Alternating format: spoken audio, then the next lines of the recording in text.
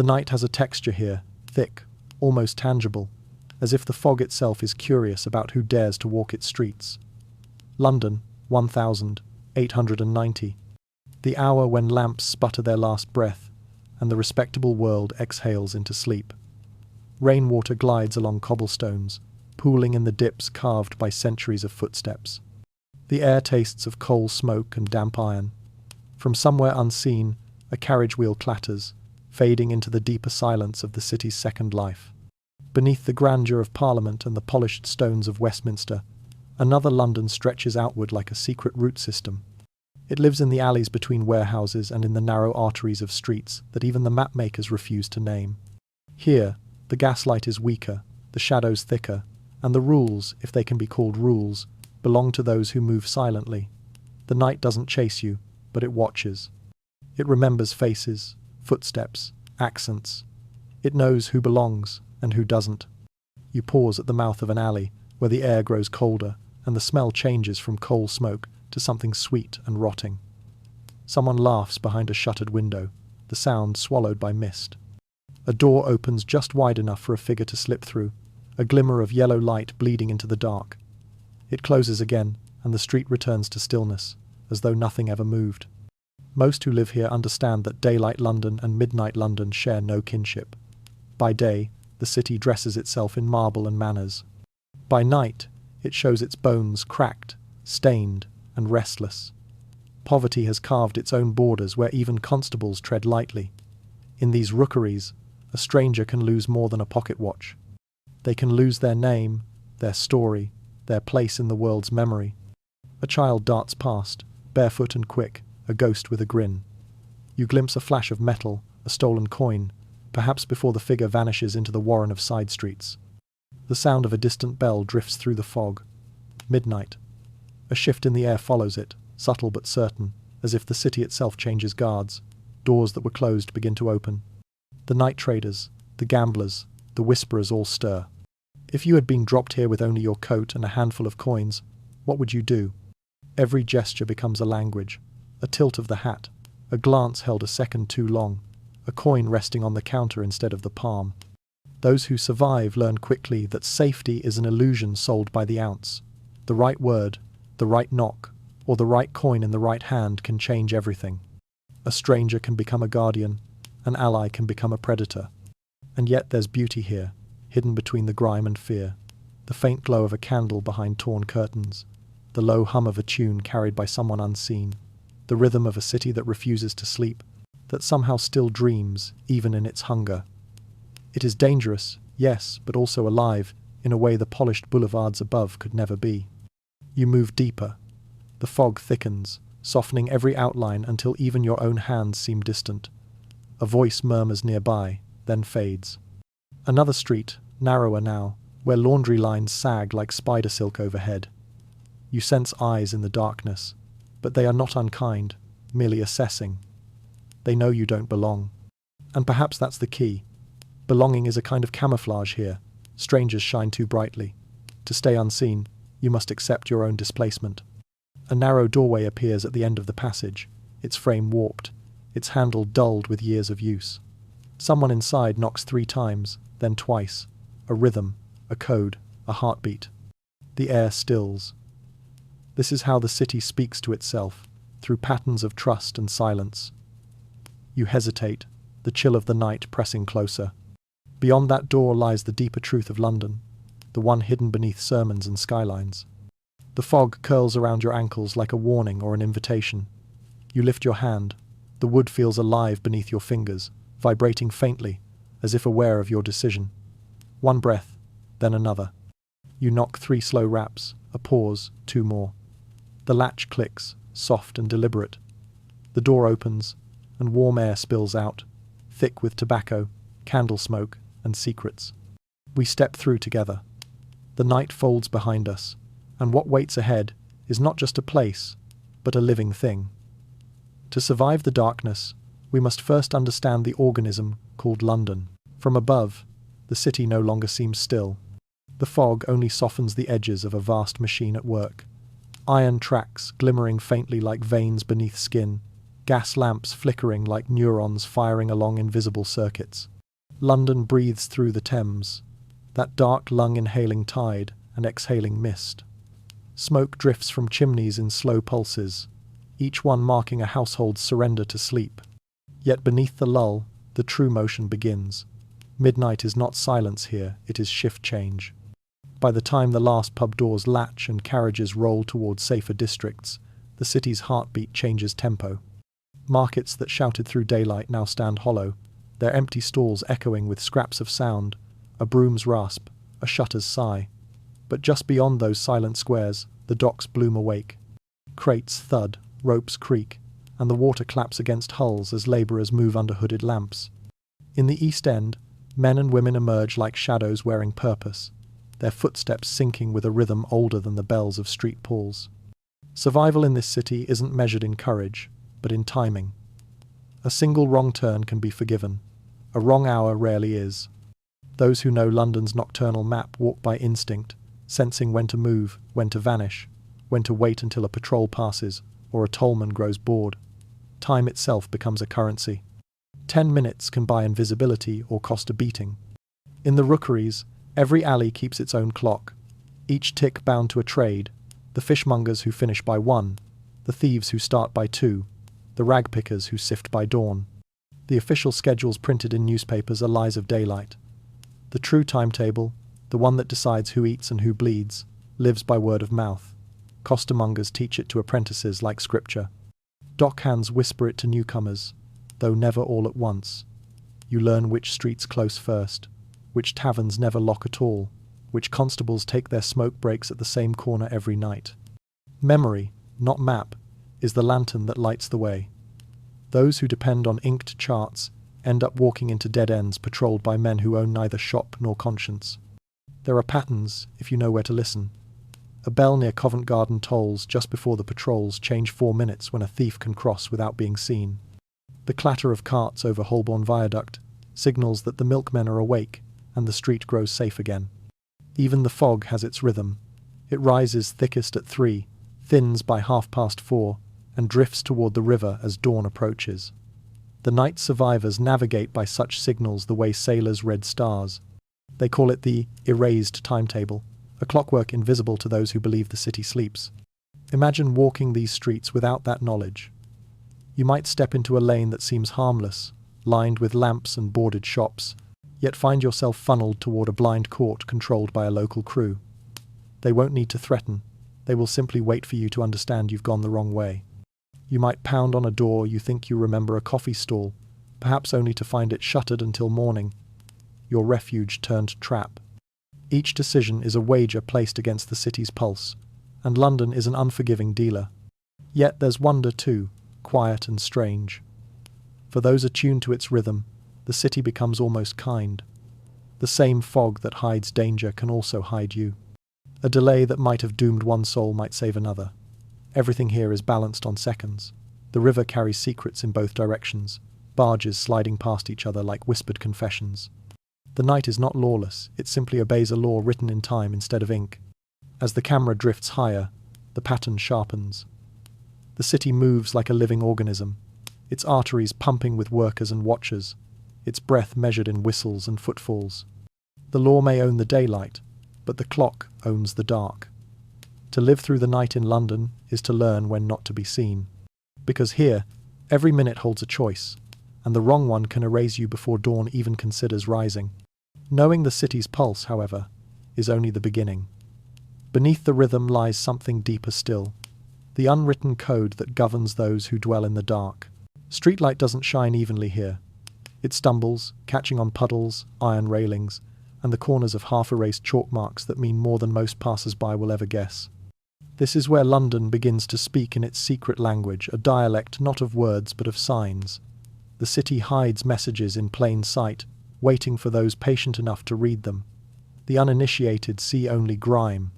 The literate see instruction, warning, permission.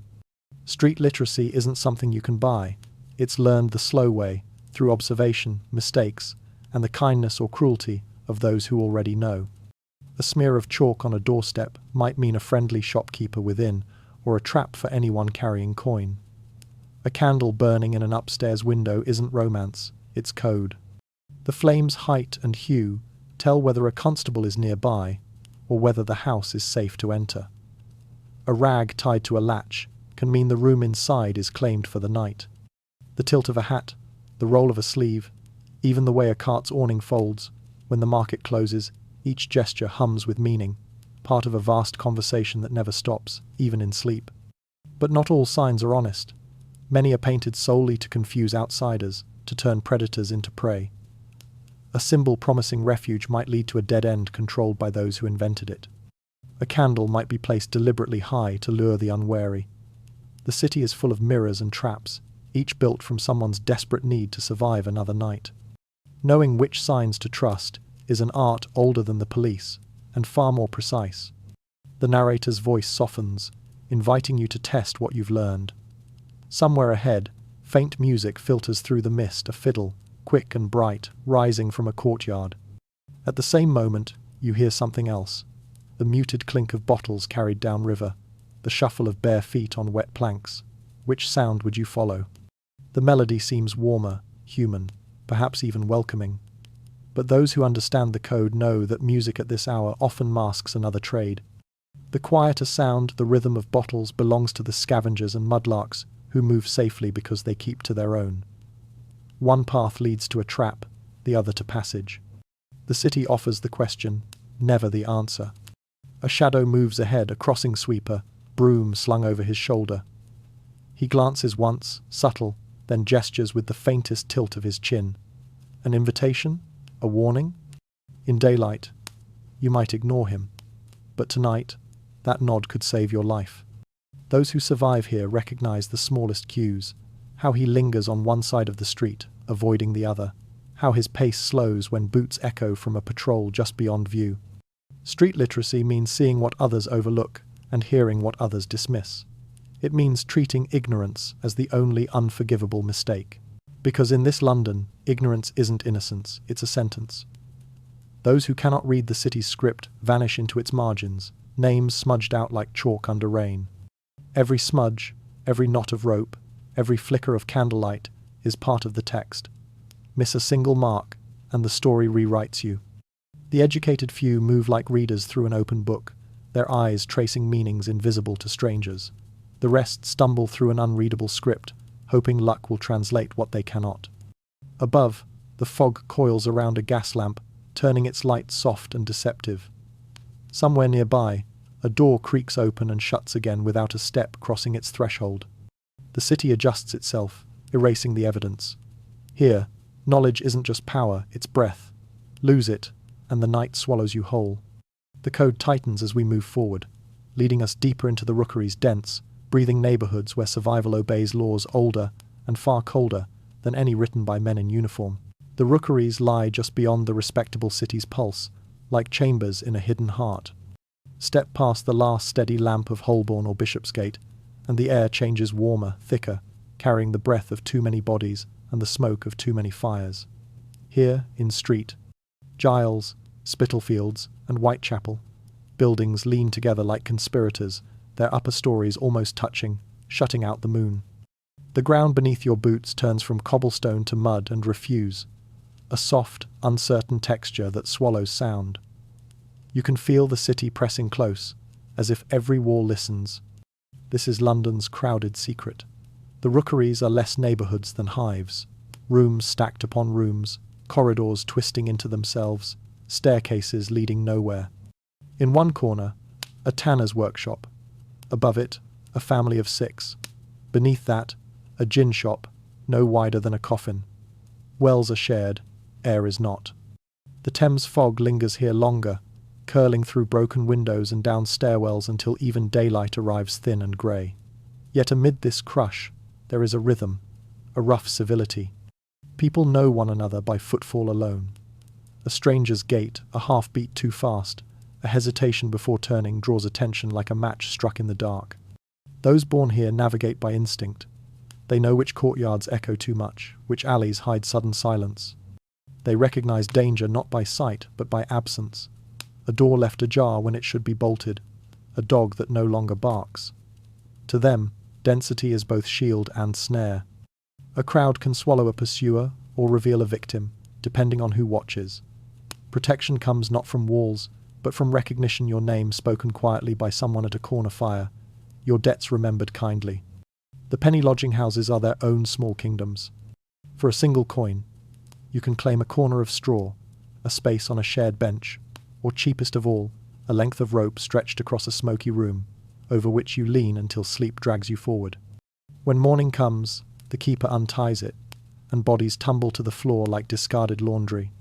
These rooms smell of sweat, ale, and damp wool, but they offer what the streets do not: temporary permission to rest. Each door promises refuge, but no two doors mean the same thing. Some lead to warmth, others to a quick robbery, a slower fever, or a police raid before dawn. It's said the rookeries teach caution better than prayer. Charity and cruelty share the same face here. The hand that steadies you one night may empty your pocket the next. A man who offers to guide you through the maze could be an angel or a wolf. There is no visible difference, so you learn the small tests, the quiet rituals that shift fate's balance by degrees. Mirror a guide's walking pace. If he quickens, let him go. Ask for water, not direction. Those who mean harm dislike delays. Before entering a lodging, glance at the shoes outside the door. Neat pairs suggest order. Scattered boots hint at danger. These aren't superstitions. They are survival tactics polished by repetition, whispered from one sleeper to the next across generations. In this compressed world, sound replaces distance. The clatter of a dropped coin travels farther than a scream. The hum of conversation rises and falls with the rhythm of fear and hunger.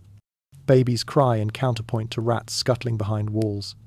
Somewhere, a fiddler plays a fragment of tune, the same one he's played for years, just enough to drown the noise of snoring bodies. The city breathes through them all, its lungs expanding and contracting in a slow, relentless cycle.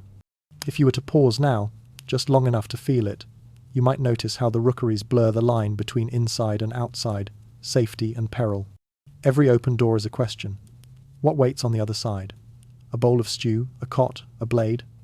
In these streets, trust is a candle flame, fragile, wavering, alive only for those who guard it carefully. Shelter, after all, is only the first hurdle. Once you've found a place to rest your bones, hunger begins to whisper, thirst presses its claim, and every comfort you buy comes with its own unseen debt. Soon, the night will demand payment. The bargains are waiting. Hunger in London never truly slept. It prowled the alleys beside you, whispering from the cracks of bakery shutters and from the warmth that drifted out of cellar kitchens. The scent of roasted meat or baking crust could unmake resolve faster than any threat. Around midnight, the city's other market opened an invisible fairground, lit by candle flame and coal smoke. Piemen pushed carts through the fog, their tin trays glinting faintly beneath soot-dark skies. Eel sellers tended vats that hissed and steamed like miniature volcanoes, and somewhere, beneath an arch, a night kitchen simmered broth from scraps bought cheap at dusk. These vendors were the clockmakers of survival. They knew exactly when patrols passed, when drunks staggered home, when sailors came ashore with coins to spend before conscience returned. Licenses meant little here. Permission was purchased nightly in coins slipped into certain palms. Bribes, they called them openly though to the sellers, it was simply rent for safety. To sell food without paying the hush price was to invite inspection, confiscation, or worse. Yet even those who paid were never entirely free. Every constable had his appetite, and hunger makes all men negotiators. You follow the trail of warmth down a narrow street, the air thick with the tang of vinegar and soot. A pieman sings his wares, eel, mutton, potato, his voice rising like smoke. Around him the hungry gather, half faces in the mist, coins glinting like small moons. The pies smell comforting, almost clean, but the risk hides beneath the crust. What filled them came from slaughterhouse bins, markets after closing, or river barges offloading spoiled goods. The warmth that lures you is borrowed time. Eat too quickly, trust too easily, and you might find the night taking more than your coin. Then there's the other danger, attention. In these streets, to eat is to declare you have means. Thieves watch for the flash of payment, the gleam of hunger satisfied. The shrewd learn to buy invisibly. Never approach the same stall twice in a week. Always pay with the exact amount, No change means no conversation, no memory. If a vendor asks your name, you've already made a mistake. The safe sellers are those who forget faces as easily as they wash their hands.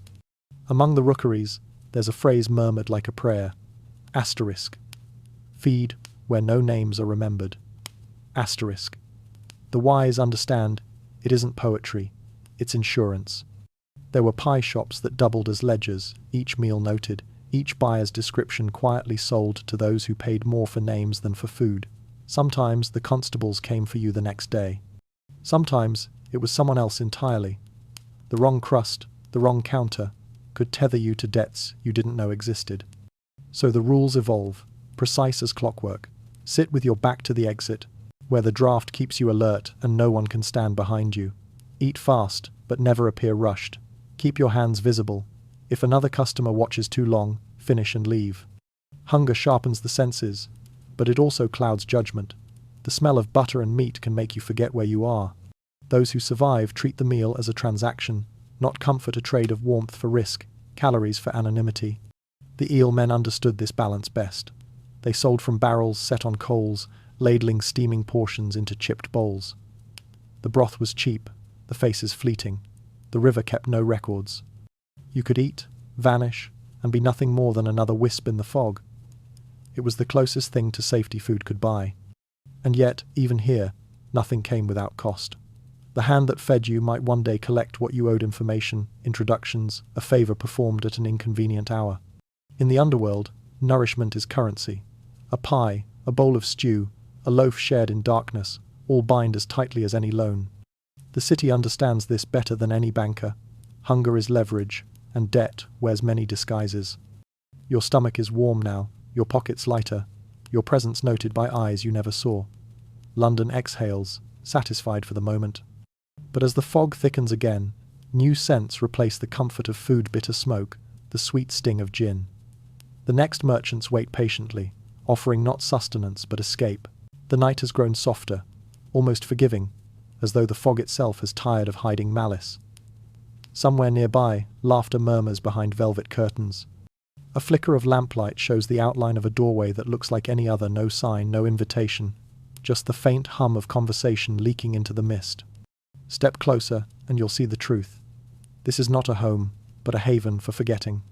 Inside, the air glows amber. Chandeliers drip with gaslight and condensation. The smell of juniper drifts between breaths of pipe smoke. These are the gin palaces and opium dens that pulse quietly beneath London's polished surface. They offer a kind of mercy, a chance to dissolve, if only for an hour. No one asks questions here. A shilling buys silence, a second buys oblivion. The rooms are hushed, all velvet drapes and polished brass, shadows moving like thoughts too heavy to speak aloud. You could almost mistake it for sanctuary until you notice how every smile lasts a heartbeat too long, how every greeting lingers like a measurement. The patrons speak in murmurs, their sentences dissolving mid-air. Some are dock workers counting lost wages, others are clerks who couldn't bear another ledger. All come seeking the same reprieve. But beneath the lull of voices, another commerce hums. The owners of these places trade more than spirits and smoke, they trade knowledge. Every visit leaves a trace. Who arrived with whom, who paid in silver instead of copper, who stayed too long, who left too soon. Names are remembered, habits recorded. Secrets slide across the counter as easily as coins. This is the city's true marketplace of loyalty. A landlord might know a dozen constables by nickname, a barkeep might feed gossip to both thieves and inspectors, and every puff of smoke carries a rumour's scent. For the right price, you can buy disappearance, a place to sleep, a new story, a different name. But anonymity here is an illusion, gilded in comfort. The moment you seek to hide, you have already drawn attention.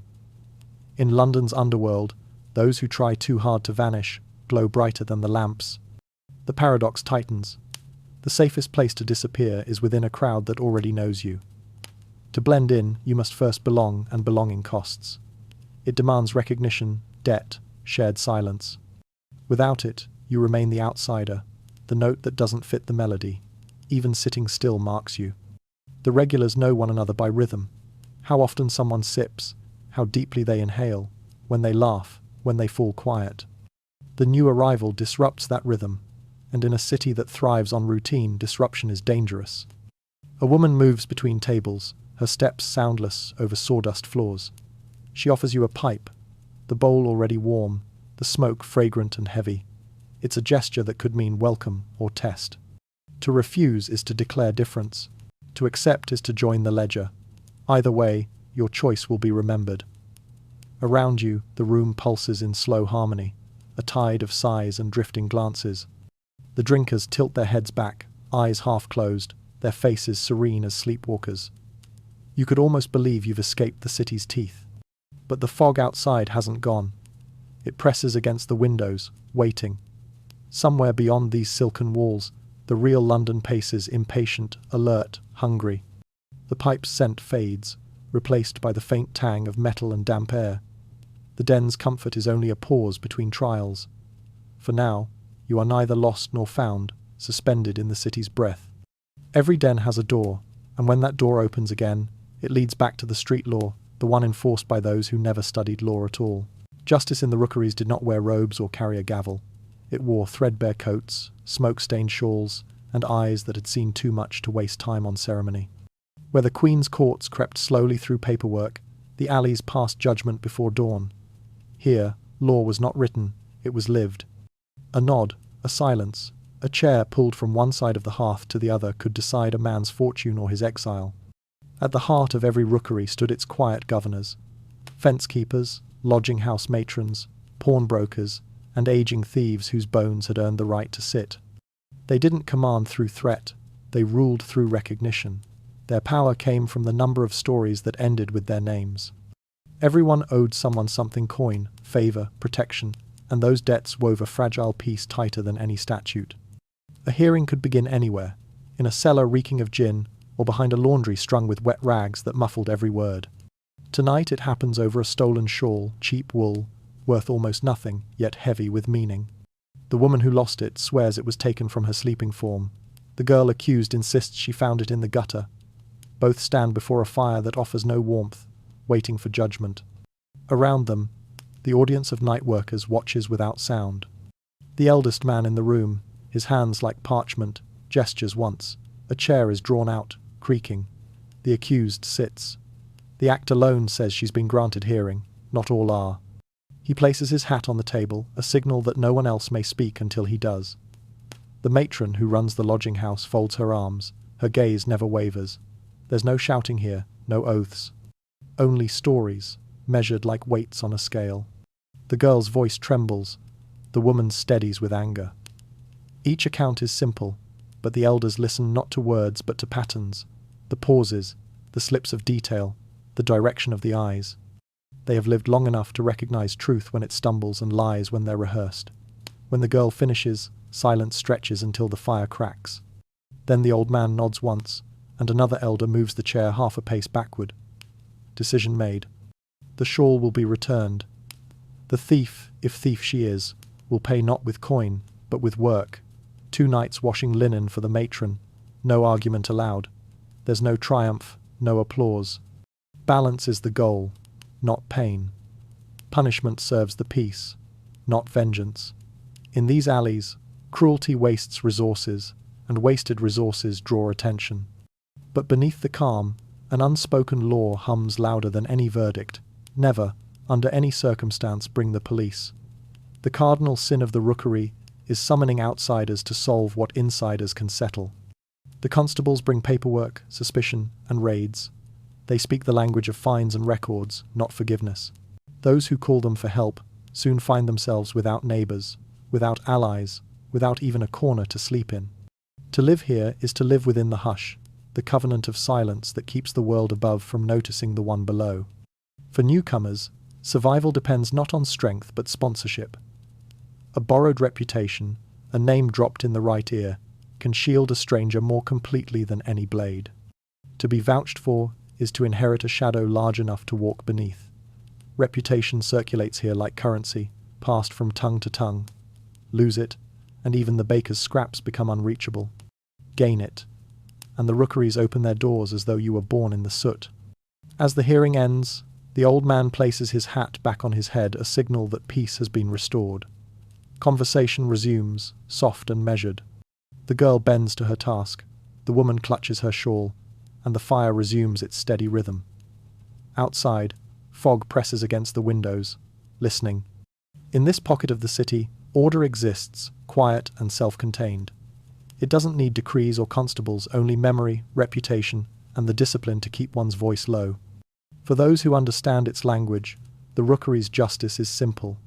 Everything survives by balance, and balance survives by silence. But order, even whispered, has its predators. Where some collect debts and stories, others collect something colder: goods, bodies, and fear. London's rookeries never slept, but the quietest footsteps belonged to men who worked among the dead. They called themselves resurrectionists, a name too elegant for what they did, yet accurate in its way. Their trade began where morning ended. When the last mourner left the cemetery gates, when candles guttered out and the night folded itself around fresh soil, that was when the work began. A resurrectionist's tools were simple: shovels with padded handles to muffle sound, canvas sacks lined with charcoal to disguise the scent, and lanterns shaded so their glow would not betray them. They knew the schedules of every parish like clockwork who had died, when the funeral would be held, how deep the gravedigger's spade had bitten. Notices written in coded phrases appeared near taverns or surgery halls, discreet as laundry bills. Asterisk. Tuesday, 1 ready, street. Brides. Asterisk. The words meant a body, newly buried, ripe for retrieval before the earth had time to settle. They moved quickly. The first layer of soil came away in silence. The second smelled of damp linen and decay. Within minutes the coffin lid appeared, scraped open just enough to slip in a hook. The goal wasn't theft for pleasure, it was inventory. Anatomy schools in London and Edinburgh paid well for what the law could not supply. Legal cadavers were few, restricted to executed criminals, and science hungered for more. Every medical student needed to practice, every surgeon to learn, and the resurrectionists bridged the gap between need and legality with spades and nerve. They were reviled, yet indispensable. In the flickering world between life and progress, morality often blurred. Families feared hospitals not for pain or poverty, but because admission sometimes led to disappearance. To die unclaimed was to risk being dissected twice, once by grief, once by science. Some funerals became elaborate performances of vigilance. Watchmen were hired to stand guard for 7 nights, until decay made the body worthless to thieves. Iron cages called times mort safes, times locked around coffins like armor, their bolts sunk deep into stone. In poorer districts, relatives slept beside graves, shivering through rain and fog, lighting small fires to keep watch until dawn. The resurrectionists adapted. They learned to wait. They bribed sextons to look away, timed their work between the changing of watchmen, and hauled their grisly cargo through back alleys into rented sheds. There, they scrubbed the evidence, clean-washed faces, trimmed hair, tied wrists. The bodies were delivered before sunrise to anatomy schools that claimed ignorance. Payment arrived, wrapped in newspaper, a handful of silver, enough to vanish into gin and quiet. Still, everyone knew. Children whispered stories of the times, bagmen times who took the careless dead. Mothers warned their young to stay away from graveyards, even in daylight. And yet, when sickness struck, when surgery saved a life, few dared question the price. The city's progress was measured in bodies, those who died becoming lessons for those who might live. The moral discomfort of it clung like soot. To condemn the resurrectionists was easy, to admit society's reliance on them was harder. So the wise learned precaution. In a rookery's logic of survival, even the dead demanded vigilance. If you must cross a churchyard after midnight, keep to the worn paths, avoid the mounds where soil still looks fresh. Don't trust the man who lingers by the gates, his coat collar high, his pockets too heavy. Freshly paid men are rarely honest ones, and if you hear the slow rhythm of digging where no house stands, don't look twice. The city's hunger feeds in silence. The narrator's voice softens, almost tender now. These men, villain and instrument alike, were part of London's machinery, as necessary as the healers they supplied. Their crime was merely being seen. Between charity and horror lies a truth few want spoken. Progress often builds itself from what decency refuses to touch. By dawn, the graveyard is still again, the earth tamped flat, the night's work folded into secrecy. Fog drifts over the stones like a shroud. concealing evidence and absolution alike. Somewhere beyond the gates, other hunters wait, ones who seek not bodies, but the coins still warm in living pockets. In daylight, they blended with the crowd. At night, they became its rhythm. Cut purses, cracksmen, dippers. The vocabulary of London's underworld was its own form of poetry, each name describing not just an act, but an art. These were not villains in grand coats or masks. They were the ones standing closest to you, moving with the same tired patience as any labourer heading home. Yet their work required precision, finer than surgery, and timing sharper than any clock. Crowds were their camouflage. At carriage doors, where ladies adjusted skirts and gentlemen checked watches, the thieves moved like shadows attached to other people's limbs. A staged quarrel might break out near a newsstand, drawing all eyes for a heartbeat. In that pause, a hand dipped into a pocket, a clasp released, a purse changed owners without its absence being noticed. A dipper worked softly, palm open, breath held, slipping silk from silk. A cracksman was bolder, breaking locks with grace that sounded almost musical through thin walls.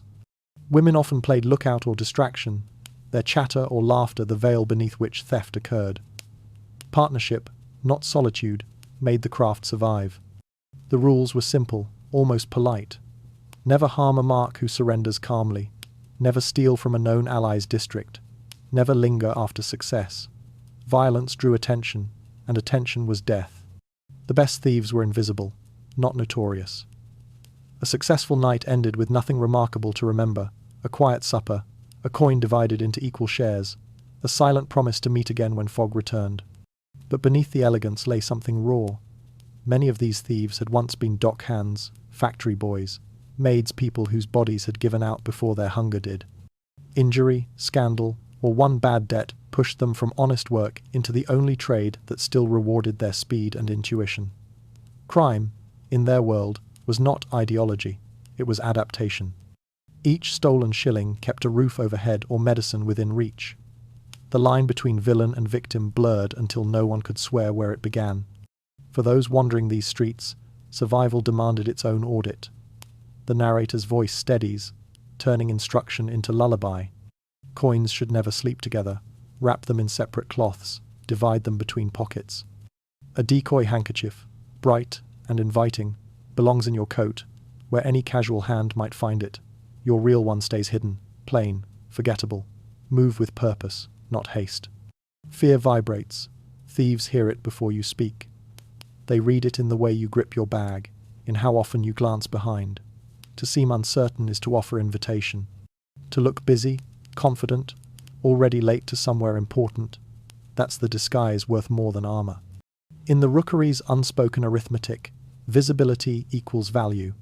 Those who glitter through perfume, jewelry, or nervous eyes shine like lanterns to moths. The clever learn another tactic altogether: subtraction. Make yourself smaller, duller, less interesting. Step out of arguments, flatten your tone, hide your surprise. The most forgettable face is the one that wakes to see another dawn.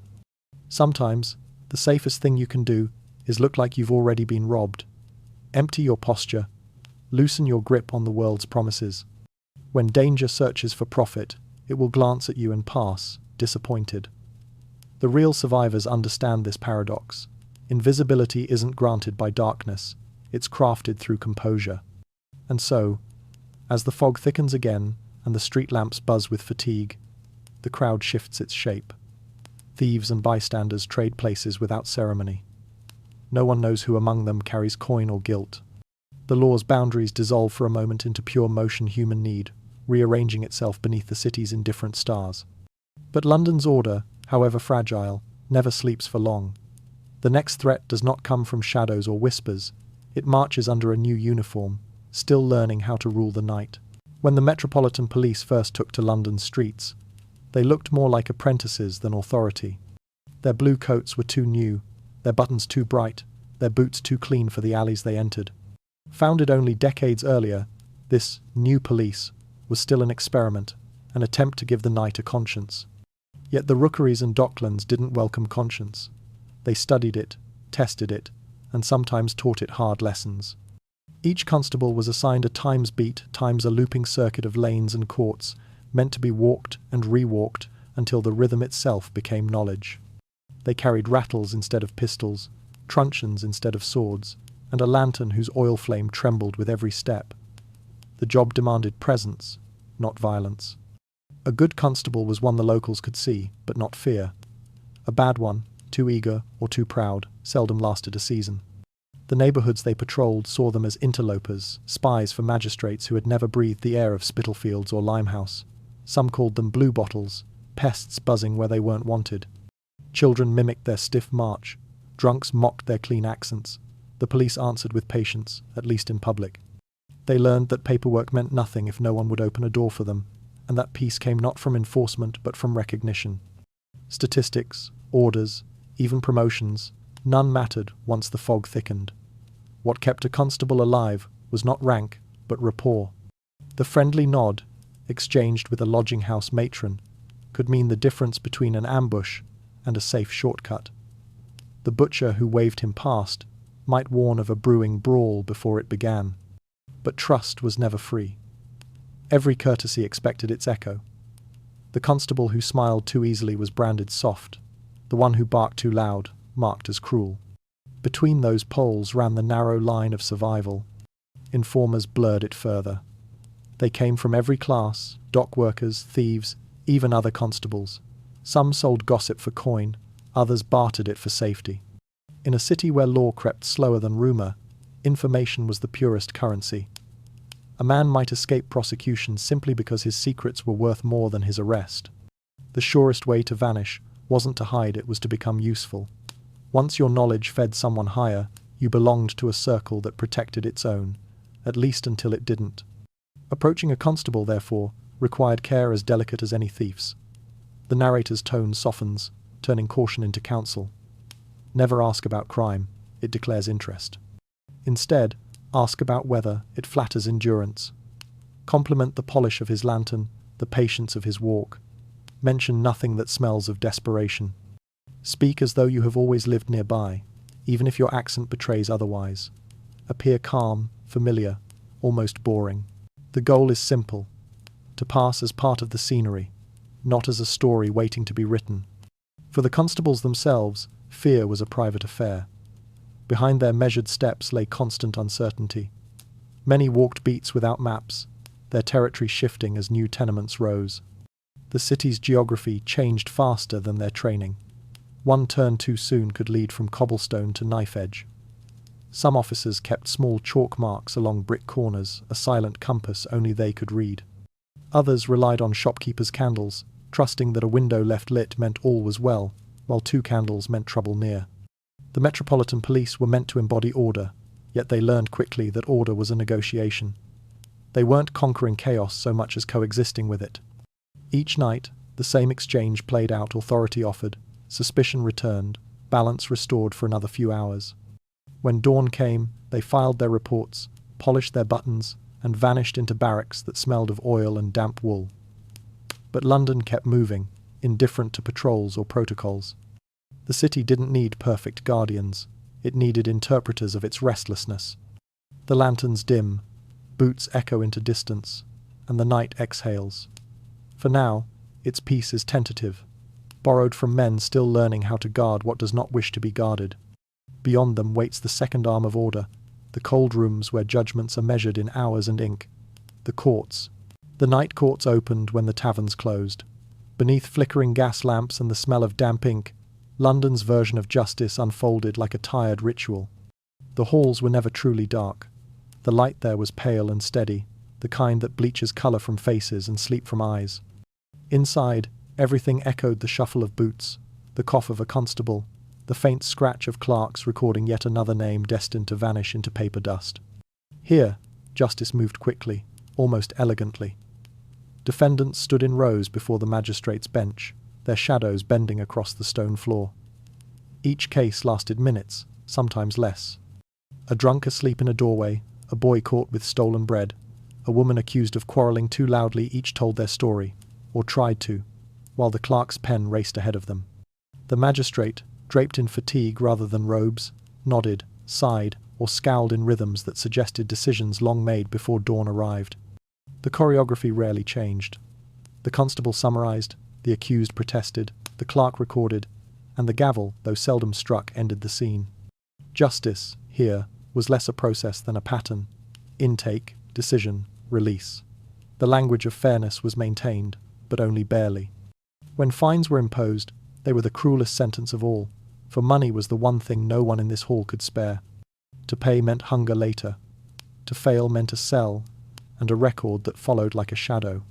The narrator's voice flows soft, unhurried, as though describing the inner workings of a clock. Behind every verdict, you could hear the machine hum. The clerks worked in shifts, stacking reports like layers of dust. Constables waited their turn, submitting arrests not as moral triumphs but as paperwork to complete a night's quota. Even leniency had a price. A fine, reduced in mercy, might still equal a week's wage. The poor learned quickly that pleading for justice often cost more than admitting guilt. If you found yourself before the bench, there were small ways to bend the odds. Speak briefly, verbosity annoys men who measure their time by candles. Repeat your trade. Often, bakers, tailors, and carpenters were seen as redeemable. If you had references, produce them early. A written word from an employer might weigh more than your own. And never challenge the constable's version of events. The truth mattered less than the story that allowed the court to move forward without friction. Occasionally, a magistrate would look up, eyes fogged by fatigue or pity. He might waive the fee, release a child, or order a warning instead of confinement. But these moments flickered quickly, overwhelmed by the rhythm of proceedings. What most defendants didn't know was that many magistrates quietly coordinated with lodging house keepers and parish overseers. When the courts emptied near dawn, those same keepers would already know whose beds to reserve, whose debts to collect, whose names to forget. It was less conspiracy than convenience, the city's way of sweeping its problems into the corners before daylight exposed them. A sigh moves through the hall, part weariness, part resignation. The next case begins before the last has properly ended. There's no applause, no outcry, only the steady scraping of the clerk's pen marking the passage of unseen lives. For the men and women who pass through here, the goal is simple: leave quickly, speak little, and keep whatever dignity you can salvage. The law, after all, is not cruel by design. It is indifferent by habit. When the final docket closes, the court exhales. Candles burn low, dripping wax onto blotched paper. Outside, the sky is turning the faint grey of false dawn. The released walk home or wherever home might be carrying, slips of parchment, fines unpaid, promises made to no one in particular. The magistrates retreat to breakfast, the constables to barracks. Order has been performed, at least until the next night begins its rehearsal. Was justice here? Perhaps. But in these halls, it feels less like virtue and more like arithmetic. Every sin has its price, and every payment buys only a little more silence. Law on paper was one thing, survival at home was another. Many had no home at all. The workhouse did not look cruel from the outside. Its brick walls were scrubbed, its gates orderly, its lamps steady in the fog. From a distance, it resembled a school or a hospital, a place of discipline rather than despair. But those who walked through its doors knew what waited beyond. Here, safety carried its own price tag, the surrender of self. Intake began with procedure. The first step was the bath water, neither hot nor cold enough for comfort, meant to wash more than dirt. Then the haircut, shears snipping identity into uniformity. Next came the ledger, where names were written beside numbers, and those numbers became more important than the words that once defined a life. You received coarse clothes, grey and shapeless, and shoes that belonged to someone else before you. Finally, bread. Always bread. Dry, dense, and rationed like mercy. To some, the workhouse was salvation. The city's streets were crueler, cold, hungry, indifferent. Inside these walls, you could sleep without fearing footsteps. You could eat without begging. But the bargain was clear. Liberty for safety, name for shelter.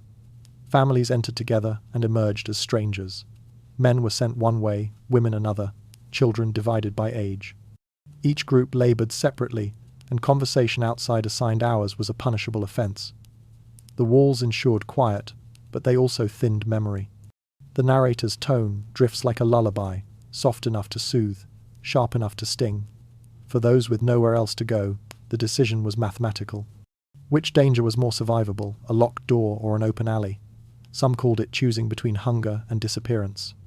And yet, for many, the workhouse was the only place where the body could rest while the soul negotiated its surrender. There were small strategies, whispered between residents who had learned the system's rhythms. Arrive just before midnight, when the night clerk grew weary and the wards were half full. The delay might earn you a corner bed instead of a floor. Volunteer for night tasks, laundry fires, kitchen watch, furnace tending, and you might claim an extra ration of broth. Keep your number visible and your tone respectful.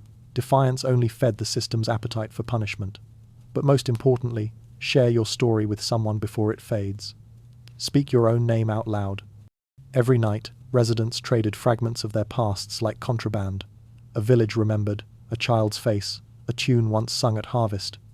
It was rebellion in its smallest form, memory as resistance. Outside, London's clocks kept time, but inside the workhouse, hours stretched thin. Morning meant labour, sorting rags, crushing bones for fertilizer, weaving coarse rope until fingers bled. Evening meant inspection, prayers murmured to an unlistening ceiling. Then lights out, the city beyond the gates blurred into rumour. And still, new faces arrived each week, hollow-eyed but grateful for the walls that kept out the wind. The cruelest truth was that the workhouse did protect its inmates from rain, from hunger, from the violence of streets that had no pity left to give. Yet the protection came at a cost that could not be measured in coin. Each day spent inside rubbed away some small piece of identity until even memories spoke in whispers. What remained was survival stripped of story. As dawn filters through barred windows, the routine begins again. Ledgers open, doors unbolt, and numbers answer when called. London yawns outside, oblivious to the quiet exchange taking place within. Freedom traded for rest, humanity for bread. And behind every institution like this one, another economy waits to feed upon what remains, one built not on mercy, but on appetite and amnesia. The door swings inward on a breath of perfume and coal smoke. Inside, the light seems alive, gas jets caught behind glass, mirrors multiplying them until the entire room glows like a fever dream. This is a gin palace, London's most glittering mirage. Crystal decanters line the shelves, reflecting faces that look cleaner here than they do outside. The air tastes of juniper and brass, of sweetness hiding a burn. For a few coins, you can buy not only drink, but the illusion of belonging. The narrator's voice glides slow, careful, hypnotic. Relief, not intoxication, is what these walls sell. The drink is only the ticket. What you purchase is permission to stop remembering.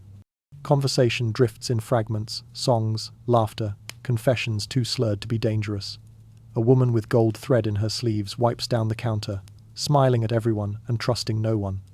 Behind her ledger, numbers share space with notes: who arrived with whom, who left early, who whispered what. Every tab doubles as a confession, every unpaid debt a secret waiting to be traded. To outsiders, these places look like havens for vice. In truth, they are archives of shame. Proprietors act less like bartenders and more like librarians of human weakness, keeping orderly accounts of who drinks too fast, who cries too easily, who pays for company and who flees from it. They remember everything because memory is profit.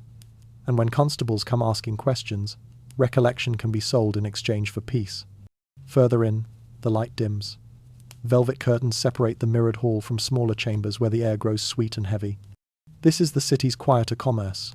Pipes instead of glasses, dreams instead of laughter. The opium dens hum like hives, filled with the soft sighs of those drifting somewhere far from the fog outside. Shadows stretch over the prone and the dreaming. The walls pulse faintly with breath. Here, oblivion has texture, thick, golden, slow. The smoke carries you like tide water, numbing the sense of time itself. Yet even here, transactions rule. Some proprietors offer more than intoxication, protection. For a few shillings extra, you can sleep in a back room and leave through a side door before dawn. The risk lies in the memory you leave behind. To be granted safety, you must let them remember you, the face, the hour, the favour owed. The paradox blooms. Sometimes, to disappear, you must first be recorded. Anonymity is given only to those who have paid for it. Survival within these walls requires precision. Speak little, but never refuse eye contact. Too much mystery looks like guilt. Pay your tab yourself. Sending another marks you as someone worth noticing. Don't linger at the bar, the mirror multiplies what you hope to hide. Instead, find a corner, sip slowly, and let the room forget you in real time. The secret to passing through this world unscarred is not to vanish entirely, but to become part of its rhythm, familiar enough to seem uninteresting. Many of those who gather here have nowhere else to go. Dock workers with broken hands, widows turned landladies of rumour, sailors who cannot sleep on still ground. For them, gin or smoke is cheaper than dreams. What they buy is time uncounted, a night stretched thin enough to walk across without falling. And the proprietors, for all their cunning, are part of the same exchange. They keep order through recognition faces catalogued, debts noted, alliances quietly balanced.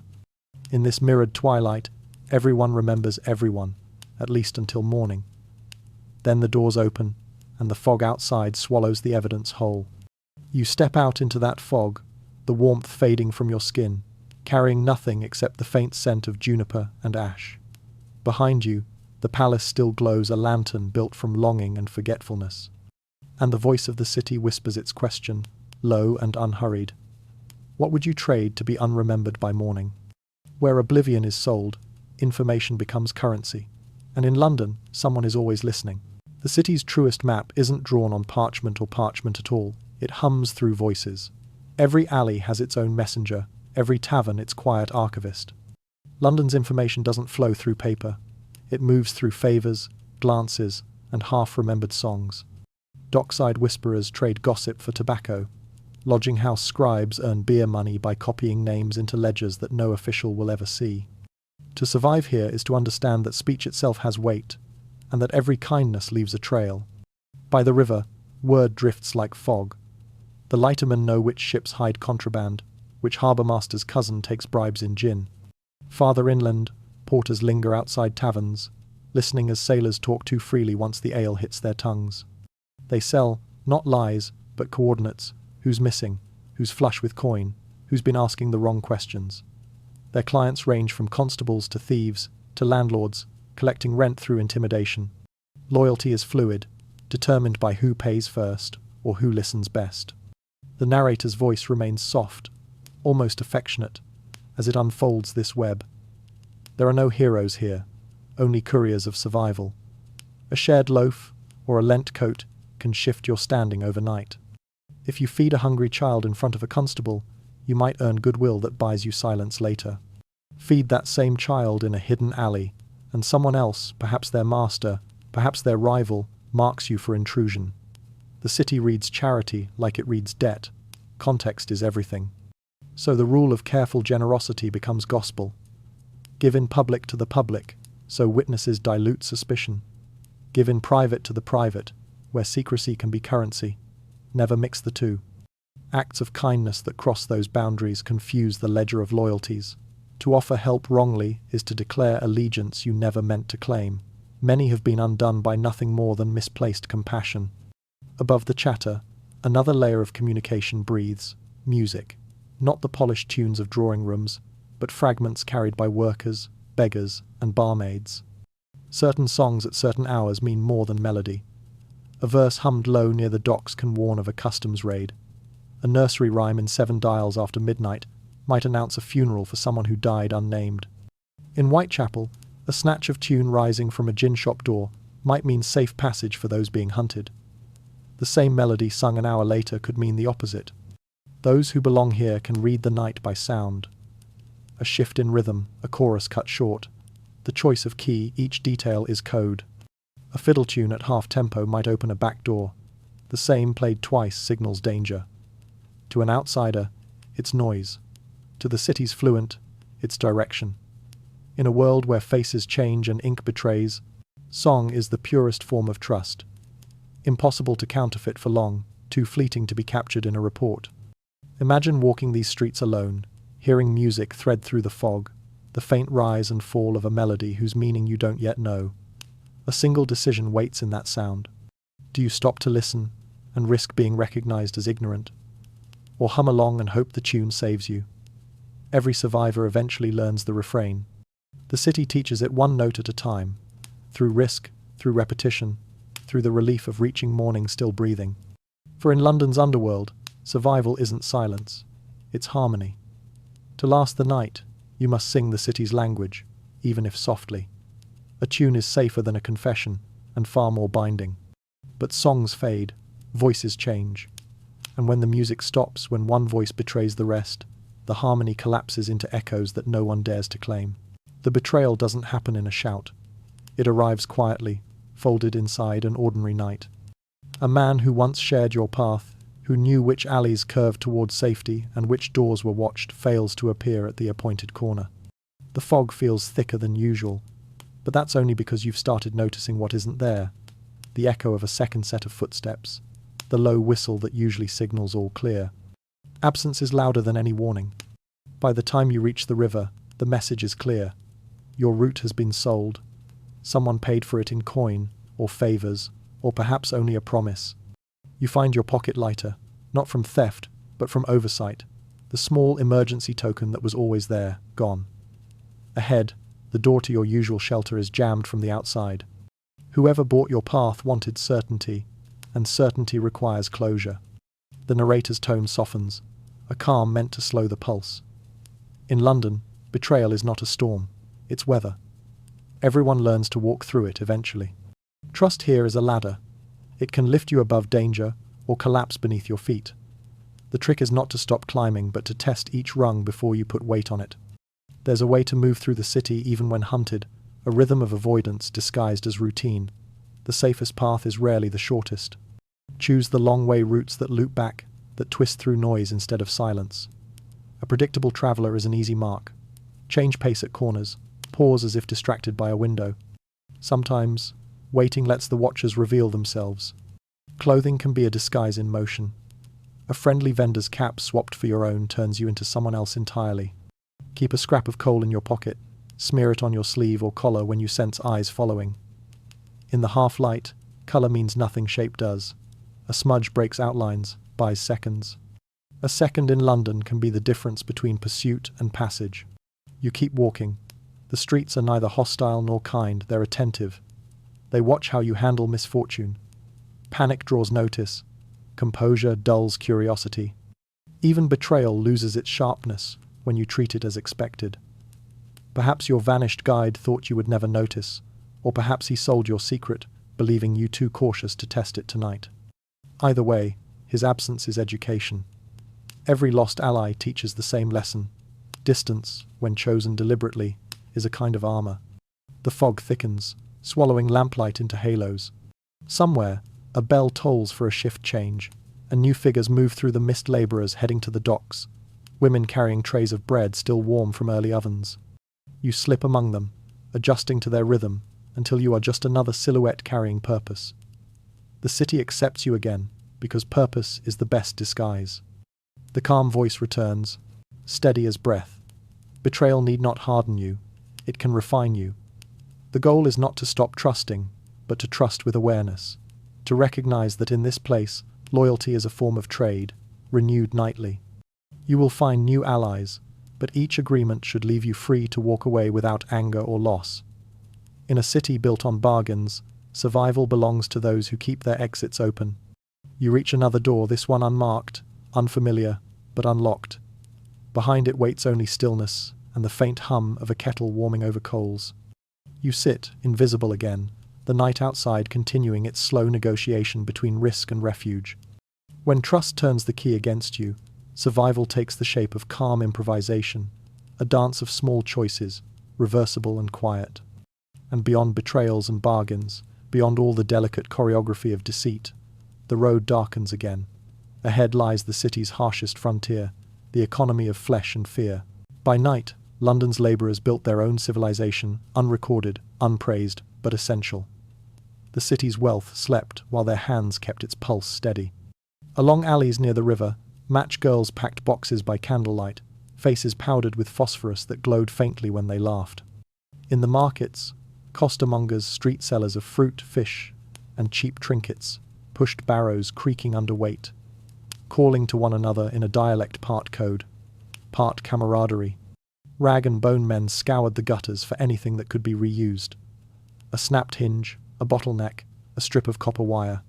Dock porters hauled crates until the first grey of morning, their muscles shining with sweat that smelled faintly of salt and smoke. The narrator's voice moves gently through their world, acknowledging its quiet dignity. These were the people who kept the night turning, the unsung custodians of motion. When the respectable world shunned darkness, they learned to own it. They had no contracts, no guarantees, only trust built through repetition and small, constant favours. A man's worth here was measured not by savings but by memory, who owed him a meal, whose fire he had shared, whose cart he had pushed uphill when the wheel cracked. Between them existed a kind of invisible republic. Each trade had its laws, its unwritten ledgers. A coster who lent his barrow for an hour might expect first choice of fruit at the next dawn. A rag picker could store his findings in another's yard if he promised to guard it come winter. Matches and coins passed like messages, tokens in a game that kept the poor alive by precision and grace. Around the common fires, debts were spoken of softly, not as burdens but as threads tying one person to another. The first reveal unfolds like a sigh. Survival often depended on being someone's line item in a ledger. To owe a storekeeper meant you had a place to return to, a creditor who cared whether you woke up tomorrow. Your name, scribbled on a page in a corner shop, meant you belonged to the city's living record. The unrecorded were the ones most at risk, those who owed no one and were owed nothing. In the rookery's arithmetic, being indebted was safer than being forgotten. The second reveal turns expectation on its head. To be owned for a night could be a blessing. A storekeeper's claim, "She's mine tonight," didn't mean exploitation. It could mean sanctuary. Ownership, in this world, was a fragile kind of protection. The thief who recognized the claim might pass you by. The constable who heard it might look elsewhere. To belong, even temporarily, was to weave yourself into a pattern that made sense to everyone watching. Independence, though noble, was dangerous here. The lone figure without allies or debts stood out like a candle in the fog. The narrator pauses, the tone warm yet mournful. You begin to see the nobility not in rebellion but in endurance. These workers held no illusions of wealth or escape. Their pride lay in competence, in knowing how to keep a fragile ecosystem alive through courtesy and precision. The match girl counting her coins by lantern light, the dock porter marking whose rope he'd borrowed, the rag man singing softly as he sorted scrap, they carried within them a rhythm the city could not survive without. The night, seen through their eyes, is not menace but workplace. Fire warms, fog conceals, repetition comforts. The rule is simple. If someone expects you at dawn, you are safe enough to risk another day. Each promise kept, each barrow returned, each favour repaid becomes a small act of defiance against chaos. Could owing a favour be your safest armour? In London's nocturnal economy, yes. The owed and the owing are bound together in a kind of fragile grace, proof that dignity doesn't need daylight to be visible. But not all trades were built on goods or grit. Some belonged to those who moved through darker corridors, where bodies themselves were the currency, and courage meant walking where others dared not. The night had its own cartographers, and few drew their maps more precisely than the resurrectionists. By day, they vanished into the city's crowds. By night, they reappeared as logisticians of forbidden commerce, moving through graveyards and along river walls with the efficiency of merchants fulfilling orders. The narrator's voice stays calm, describing not horror, but method. Every route was measured like a vein arteries of profit running through soil and stone. They knew which churchyards backed onto alleys, which had loose ironwork, which could be reached by water when fog lay thick enough to erase witnesses. Their hands memorized hinges, padlocks, and the sound of shovels against differing earth. Coal dust marked their passage, soft and deceptive, leaving traces only for those who knew how to read it. The Thames became their partner, carrying canvas-wrapped cargoes downstream to anatomy schools that opened their doors just before dawn. The city, complicit in its own discomfort, turned its face away. The first twist reveals itself in plain sight. Parish beadles, the keepers of local order, often turned a blind eye. They called it peacekeeping. If the resurrectionists worked quietly, the beadles' streets remained calm. In exchange, silence was maintained, and the neighbourhood's living could sleep untroubled by the screams of the grieving or the hammering of official inquiry.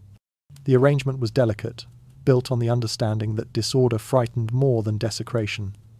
So long as no graves were found gaping open at sunrise, both sides profited. But the trade birthed other trades. For every man who sold what lay beneath the soil, another sold protection against him. Coffin makers advertised reinforced lids. Ironmongers offered time's mortsafes asterisk, latticed cages that locked over fresh graves like metal webs. Families hired night guards to sit with the dead, lanterns flickering through the fog until decay rendered the body worthless. The economy of fear flourished in quiet, respectable districts that swore they knew nothing of such things. Even the honest profited from unease. The narrator speaks gently, like someone explaining the rhythm of tides. If you were out late, passing a churchyard's edge, silence itself could be your warning. London's true night was rarely still. Rats, drunks, and wind all conspired to make noise. Only deliberate activity produced absence. Places too quiet had usually been rented by someone for theft, for exchange, for work that relied on discretion. Survival meant learning to read quietness, not as peace, but as occupation. There were ways to tell. Footprints in coal dust, faint but distinct, meant cargo had moved recently. A clean stretch of wall where soot had been brushed away marked a place where ropes were thrown. Lantern light reflected once, then gone, meant a watcher testing angles, not a ghost. The wise walker ignored beckoning hands from doorways. Where no sound followed, silence can be bait as easily as shelter. In London's underworld, the absence of noise was a contract. Someone had paid for that space to listen only to itself. The second twist lies in how this choreography sustained the city's balance. The resurrectionists and their counter-trades created a circular economy of vigilance. Each new method of theft inspired a fresh invention of defense, and both employed the poor.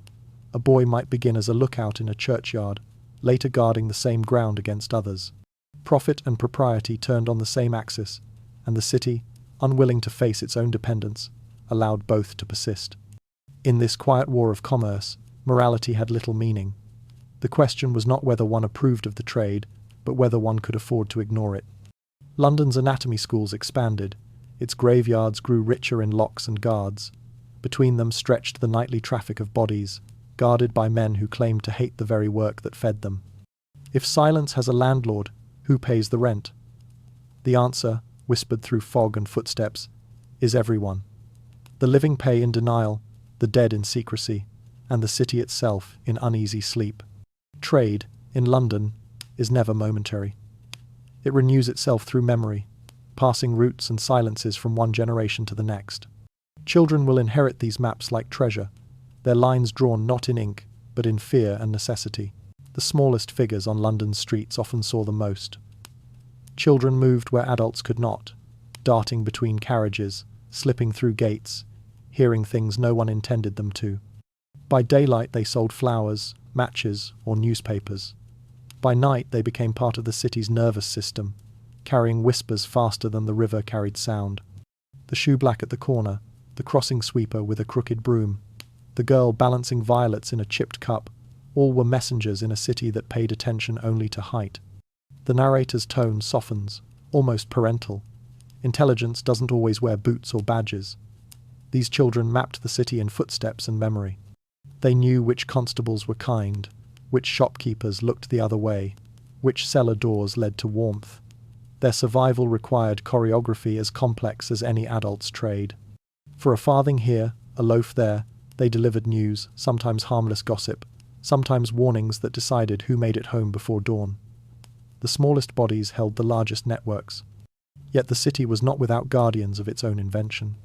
Amid the squalor rose the aunties' women who ran lodging rooms, soup corners, or laundry stalls, keeping watch over the young who drifted too close to danger. They enforced boundaries with the ferocity of generals. Every alley under their care had signs invisible to outsiders, a coloured ribbon tied to a railing, a chalked mark on a door, a tune hummed at twilight. Children wearing the right ribbon or answering to a given nickname could pass unmolested. The auntie's protection was pragmatic, not sentimental. It kept the peace and preserved the trade. A harmed child meant attention, and attention meant police, which no one desired. Respect was the toll. If you wanted shelter, you found the matriarch first. Offer a coin, a flower, or simply your manners, she decided who was kin for the night. Her approval made you part of a web stronger than any lock. The next morning you might wake to find a bowl of broth by your side and your name already known among her people. The price for safety was obedience to her quiet laws, no theft within her borders, no fighting near her doorstep, and no betrayal of those under her roof. Sometimes entire blocks lived by these women's codes. The constables knew them, often deferred to them.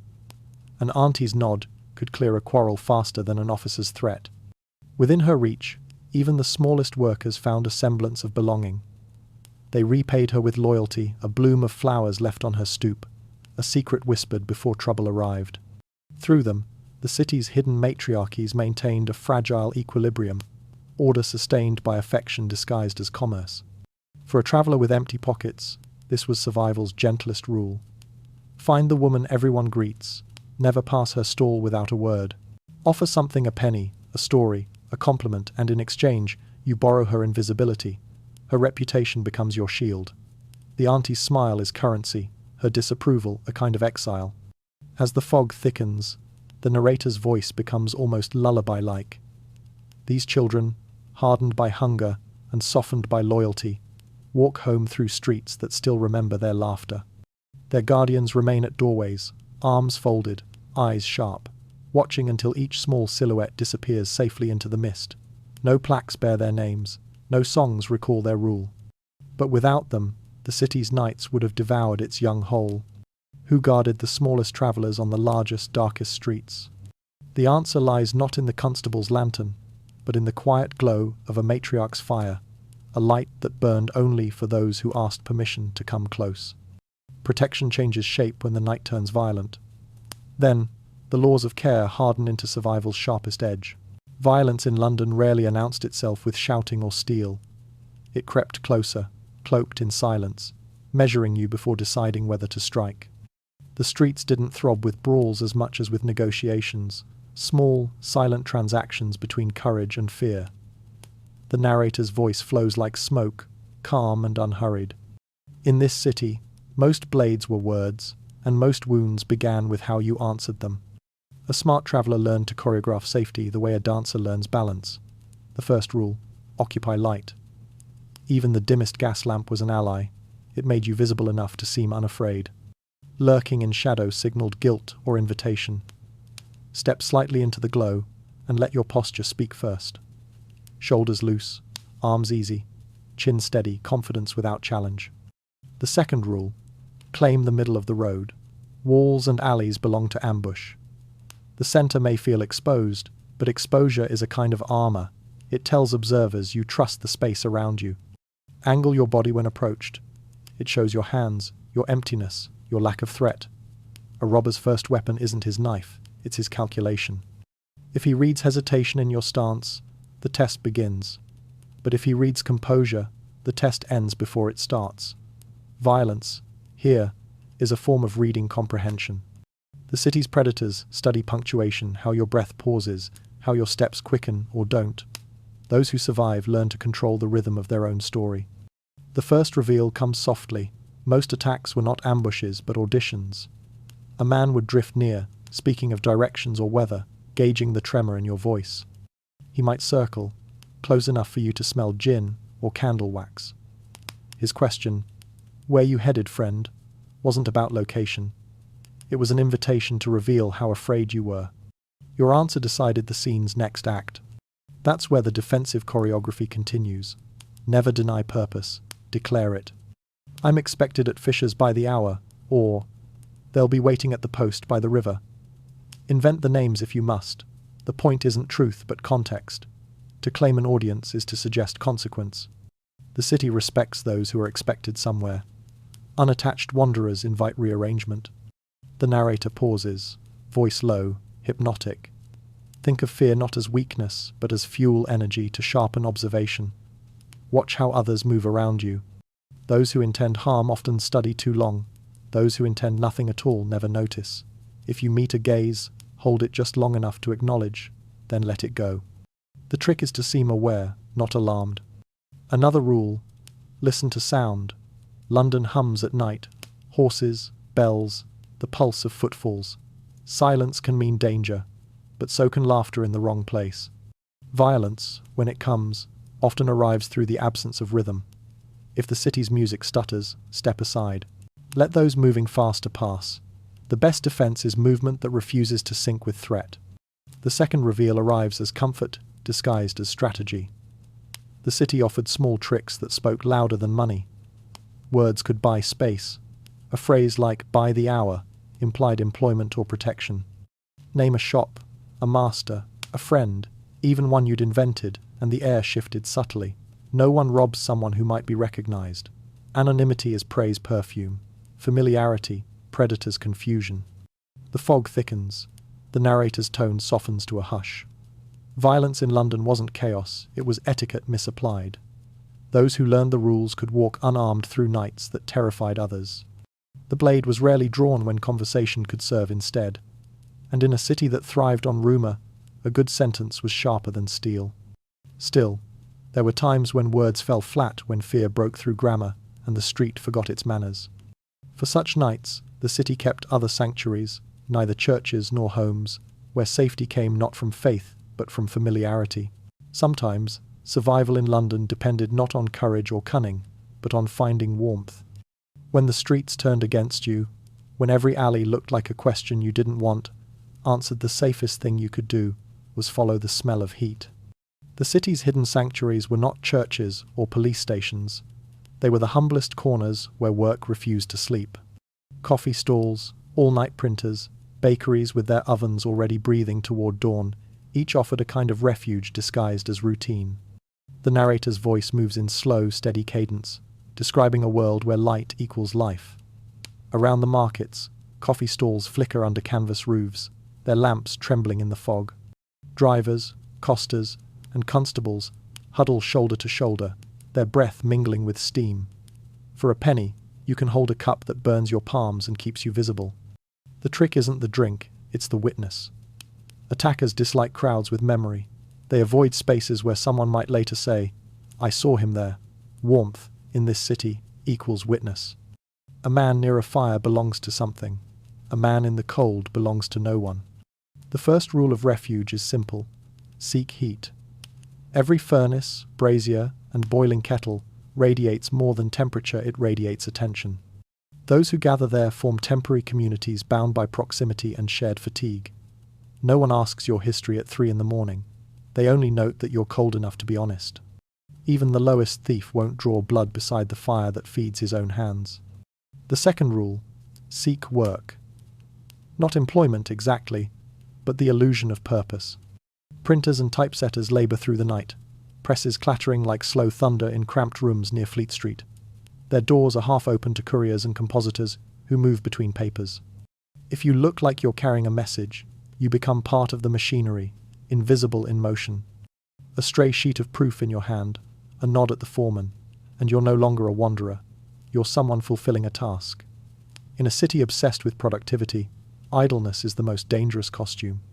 The third rule: seek watchers.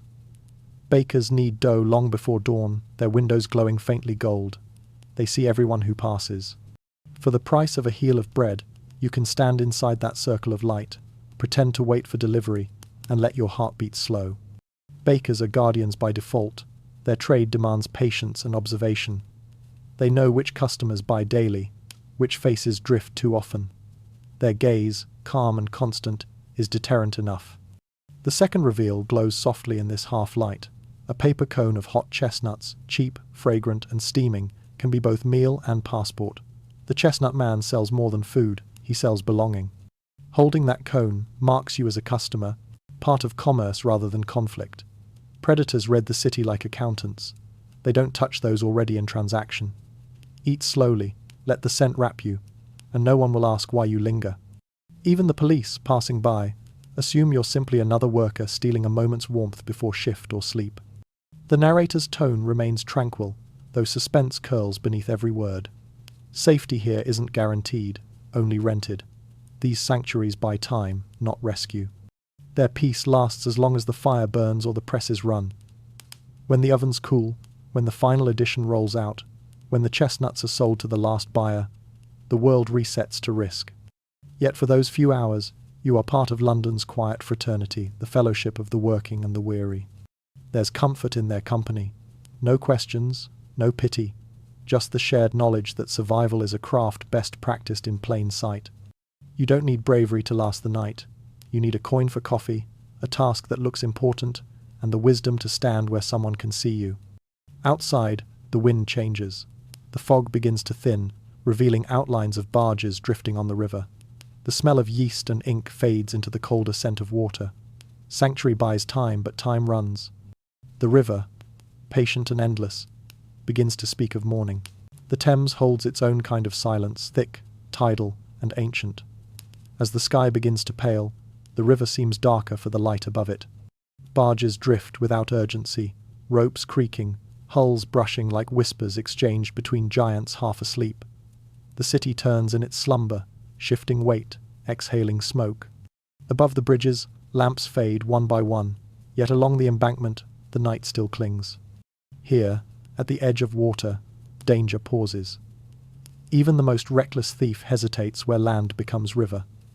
The narrator's voice softens to a hum, explaining the logic that governs London's liquid border. The alleys might host vendettas, but the river steps those slick stone stairways descending to the tide on neutral ground. Business demands it. Too many livelihoods depend on the current. Lightermen, ferrymen, mudlarks, scavengers.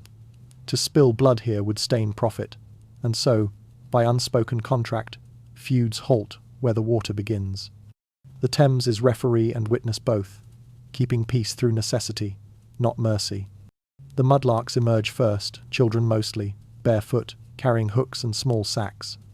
They wait for the tide to drop, revealing the river's offerings. Nails, rope ends, lost buttons, shards of porcelain. Their work begins where others ends, scavenging the city's memory as it drifts downstream. Dockmen stretch their backs, barge crews murmur over ropes and coal bins. You can tell the honest workers by their rhythm, measured, repeated, almost musical. To walk among them is to borrow their camouflage. The reveal unfolds with a quiet elegance. The river's noises form a clock. For those without watches, foghorns serve as timekeepers. A long note from the east at 2. A double tone from the west before 4. The distant whistle near Greenwich marking the hour when bakers light their ovens. The Thames breathes in signals, and the city's forgotten listen. Fishermen, smugglers, and sleepers all align their movements to this watery metronome. If you follow its rhythm, you move unseen, because you move expectedly. There's a rule, the narrator murmurs like instruction. Asterisk, walk with labour, not leisure. Asterisk, those who drift toward pleasure are easiest prey. Predators haunt quiet lanes and the backs of theatres, where money drinks before morning. But the workers, the ones pushing carts or balancing baskets, draw safety around them like a shared cloak. Keep pace beside them. Match your stride to the dockhand's gait, your silence to the stevedore's breath. The closer you walk to work, the further you are from danger. The river teaches this effortlessly. Its current doesn't rush. It persuades. Even the fog moves with purpose, wrapping bridges, thinning near warehouses, thickening again over water like thought forming and fading. Each sound carries direction. The splash of an oar, the clang of a chain, the low murmur of men who know each other's debts and names. To those who listen, the Thames gives bearings better than any compass upstream for refuge, downstream for markets, across for anonymity. As the horizon begins to thin, grey stretches into silver. The city's shapes return, spires, chimneys, the suggestion of roofs layered like steps to the sky. Barges align for loading. Gulls rise screaming into daylight. The first smoke of breakfast fires climbs from unseen kitchens. The river's song changes key, from minor to something faintly expectant. The night exhales one last time, leaving only damp stone and the echo of unseen tides. When the river keeps time, you learn to walk not by clock, but by current, to trust the rhythm that asks nothing and reveals everything. Dawn approaches, but the night's debts haven't cleared. What you've learned must now be tested. The night gives you a task. A parcel wrapped in waxed paper, tied with common twine, rests against your palm. You're told only this: carry it from Whitechapel to Southwark before sunrise. Don't open it. Don't stop. And above all, don't draw attention. The instructions sound simple until the city breathes around you, fog stirring like thought, footsteps whispering where no one walks. London at this hour is both map and maze, and every path promises something different. The narrator's voice threads through the stillness, calm as a metronome. Asterisk. You have 3 roads. Asterisk, it says. Asterisk. Each looks safe until you listen. Asterisk. The main thoroughfare glows faintly ahead, broad and predictable, the kind of street where constables make their final rounds. Carriages roll past like dark, indifferent animals. Choose that road and you'll have witnesses, but witnesses notice too much. Every step under a lamp is a question you must answer with your body. What are you carrying? Where are you going? And why alone? The light offers proof of safety and proof of guilt in equal measure. On this path, you survive by acting rushed yet routine, as though your lateness were respectable, not secret. The alleys beckon differently. Narrower, slicker, quieter. They smell of iron and cabbage and hidden life. Here, you can disappear until the city decides you've vanished too well. In the alleys, you surrender your story to others. A shadow might step forward, offering guidance for a fee. A door might open, then close too quickly behind you. The wise carry small coins separately, ready to buy their way through questions. The unwise carry explanations. The narrator whispers the truth like advice to a dreamer. Asterisk. In the alleys, the city owns your pace. Asterisk. The river, always the river, flows parallel to your doubts. It offers both company and concealment. Barges grunt in the darkness. Dock hands smoke as they load crates. Their rhythm steadies you. Their motion gives you cover. By the river, you move according to its tide, blending with men whose only loyalty is to labour. But the Thames remembers faces. Step too close, and the mud itself might keep you. Each choice is a kind of disguise. To walk the main road is to pretend importance. To take the alleys is to mimic invisibility. To follow the river is to borrow usefulness. The parcel feels heavier as you move, though its weight hasn't changed. That's how value works in this city. It grows by rumour, by glance, by the mere suggestion of being worth something. The first reveal slips through the narrator's tone like a secret shared too late. The parcel hums only because others think it does. The danger isn't what you carry, it's what they believe you carry. So you adapt. You adjust scent, stride, speech. In London, survival often means performing a role you never rehearsed. You pass a bakery whose ovens already glow for morning bread.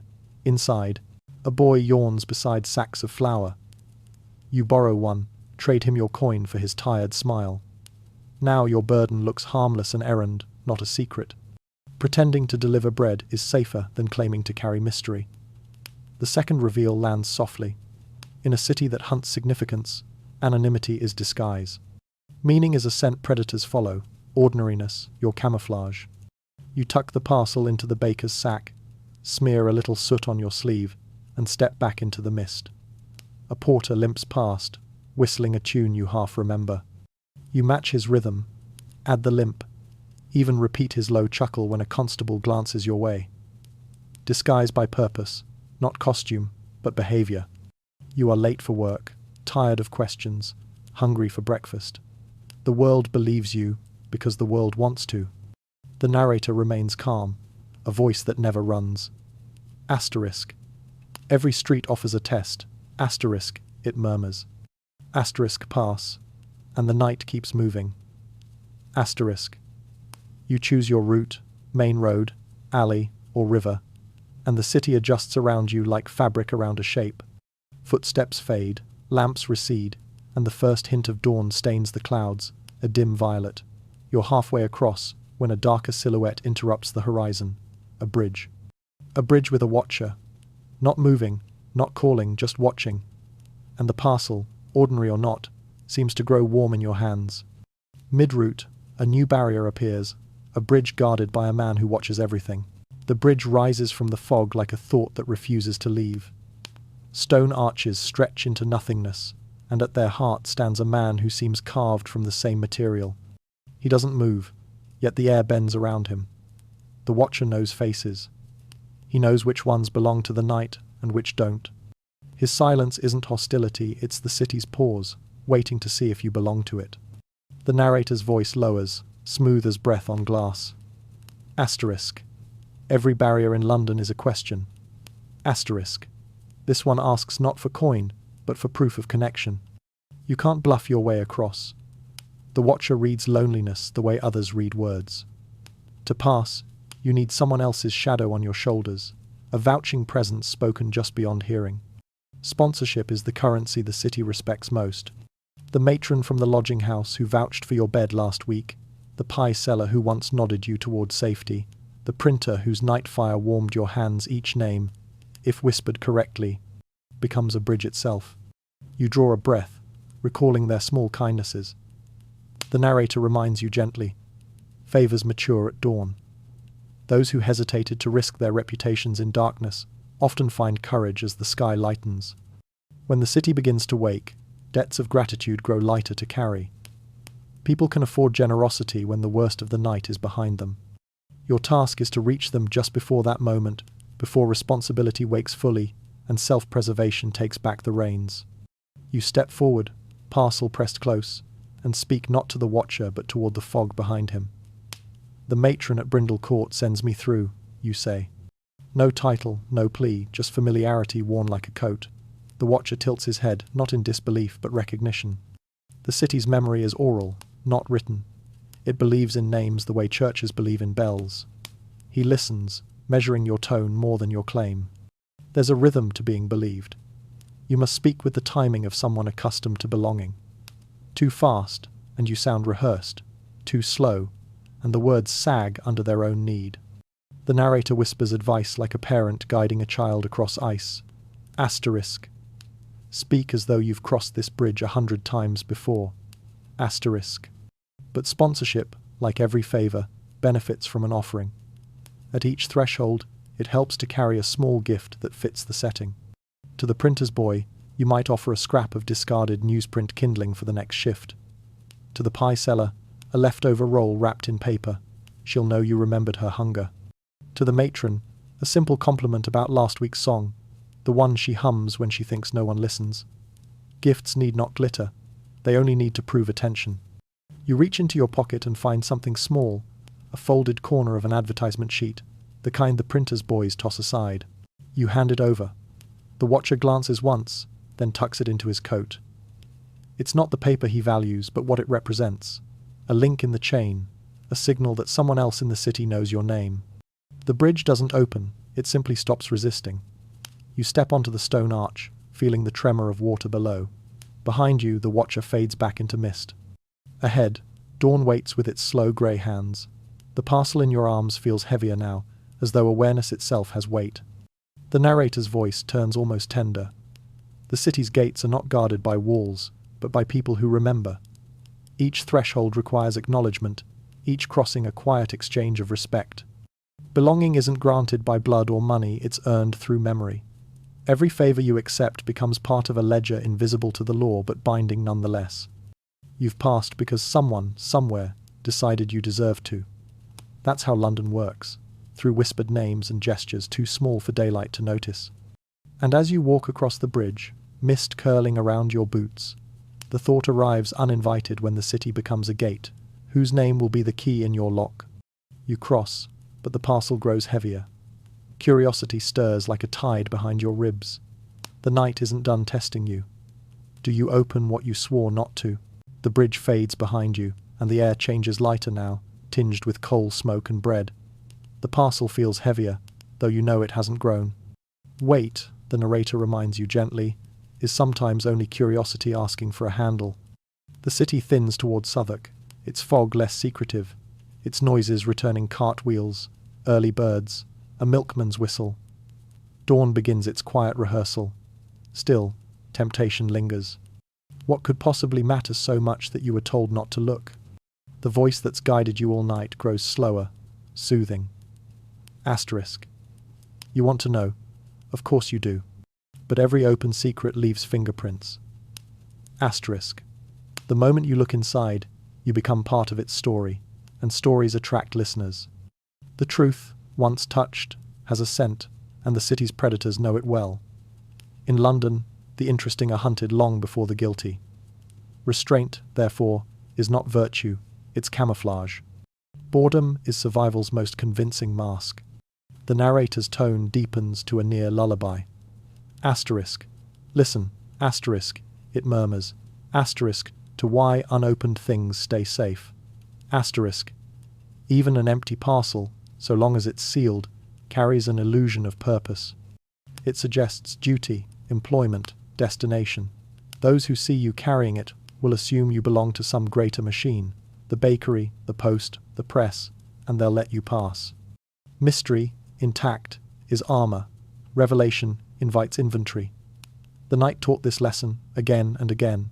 The closed hand travels farther than the open one. You stop beneath an awning as rain begins to fall. The parcel rests between your palms, its paper beaded with moisture. What would happen if you untied the twine? Perhaps nothing, perhaps everything. But the narrator hums an older rhythm now, one that sounds like common sense disguised as poetry. The parcel doesn't need meaning to protect you, it only needs perception. To look curious is to appear lost. To look purposeful is to appear safe. Carry questions, not answers. That's the final tactic. Let others explain you to themselves. They will do it eagerly. If someone asks what you hold, tilt your head. Let the question hover. People fill silence faster than truth ever could. The city loves to narrate strangers. Every assumption they make becomes another layer of cover, and your silence becomes the author of your safety. The road narrows to a row of shuttered shops. The air smells of yeast and early morning ink. Ahead stands a familiar door, swollen wood, brass handle dulled by age. You've been here before, though the memory feels borrowed. 3 slow knocks, a pause, then 2 more. The rhythm from your first descent through the night. The circle closes. Footsteps within, then the soft grind of a bolt sliding free. The door opens just wide enough for a hand to appear. You pass the parcel through without a word. The hand disappears. The door shuts. No questions, no acknowledgements, only the click of a lock that sounds almost kind. The narrator's voice fades to near whisper. Asterisk, see? The night keeps its bargains when you do. Asterisk. The parcel is gone, its mystery intact, its safety intact with it. You remain unmarked, no hero, no witness, only a carrier who arrived when expected. In a city that feeds on story, you have left none behind. The rain thickens, washing soot from cobblestones until they gleam like mirrors. Somewhere across the river, bells begin to argue with morning. The horizon warms, stretching pale light through the fog. The night exhales, and you realize you've survived by refusing to know. The lock clicks behind you. The horizon glows gold at the edges. But survival, the voice reminds you, means more than reaching dawn. It means remembering what the night tried to erase. Dawn climbs the brick like a patient tide, washing color back into the city one wall at a time. The fog has thinned into ribbons. Chimney smoke curls upward instead of sideways. You breathe, slower now, realizing how the night has rearranged you. London exhales too, horses stamping awake, vendors clattering shutters, the smell of bread and oil mixing into something that almost feels like mercy. You survived, though not unchanged. The narrator's voice steadies, low and even. Asterisk. The city sees you now. Asterisk. Survival here was never about strength. It was about legibility. You made yourself readable to the system of alleys and eyes that rule the dark. You learned its syntax, who to nod to, when to pause, how to borrow purpose. For one night, the city claimed you, folded you into its machinery. That belonging saved you. Yet the same web that shielded you also recorded you. The matron, the pie seller, the watcher at the bridge, they all know your face, your rhythm, your story of debts and favors. You are catalogued now, however quietly. The city remembers through people. The first reveal glimmers like morning light off glass. You lived because you became legible, but every rescue leaves fingerprints. Somewhere, your name or the version of it you used is whispered in a doorway, written in a ledger, attached to a reputation you cannot entirely control. In London, to be remembered is both armor and exposure. The city protects what it can describe, what it forgets, it devours. But daylight brings new dangers. The constable's lantern yields to the inspector's gaze, the watchman's mercy turns to the clerk's formality. Night guardians, the aunties, the stall-keepers, the dock crews fold into sleep. Their rules fade with the mist. Daylight has its own audit, quiet but relentless. Rent is due, names are counted. Alibis need adjusting. The narrator calls this the Times morning audit asterisk, a ritual as necessary as prayer. You begin it almost automatically. The borrowed cap goes back to its vendor's stand. A small coin thanks him for his unasked question. The baker's sack, dusted with flour, is returned to the doorway where you found it. You rub away the chalk mark from a wall near Brindle Court, the one that signalled your borrowed allegiance. Tiny acts of restoration, tokens of gratitude disguised as tidying. In the night, survival was movement. By day, it becomes maintenance. Every debt, however small, demands recognition. You nod to the watchman closing his round, tip the chestnut seller who never noticed you lingered too long. Each gesture rewrites you as a citizen rather than a shadow. The city's economy of safety depends on such maintenance. What was mutual protection in darkness becomes reputation in daylight. Neither can be neglected without consequence. The second reveal glows softly beneath the calm. You have not escaped. You have merely changed your guardians. The faces differ, the currencies shift, but the exchange continues. Where the night asked silence, the day demands explanation. The police, the landlord, the shopkeeper, they are the morning's version of the same power, people who decide who belongs. Their questions are cleaner, but no less binding. The narrator's voice warms, almost grateful.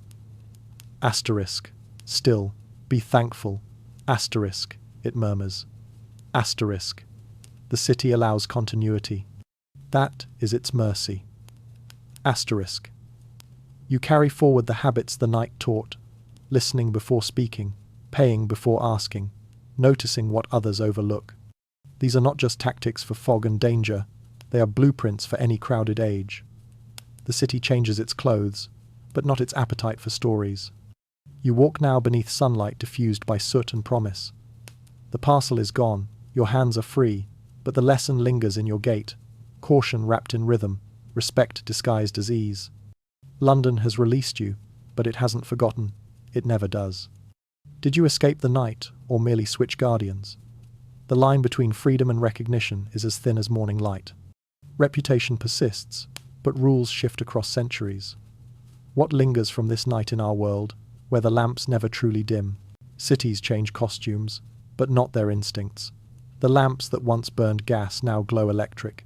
Carriages hum instead of clatter. Yet beneath the circuitry and glass, the same choreography persists. The narrator's tone turns intimate, almost drowsy, as though leaning close to share an old secret repackaged for modern ears. Asterisk, you already know these rules. Asterisk, it whispers. Asterisk, you practice them without realizing you inherited them from the fog. Asterisk, you still read rooms the way Victorians read alleys. You measure safety by posture and tone the way a stranger stands too squarely in a doorway, or how laughter arrives a heartbeat late. You still value routine, the same bus seat, the same cafe, the same route that feels owned through repetition. It isn't superstition, it's mapping. Every ritual traces belonging. In a world flooded with noise, familiarity becomes its own lantern. The first reveal surfaces like a reflection on glass. Technology has evolved, but human signals have not. The gestures are timeless. Purpose still shields, voice still disarms, kindness still opens doors.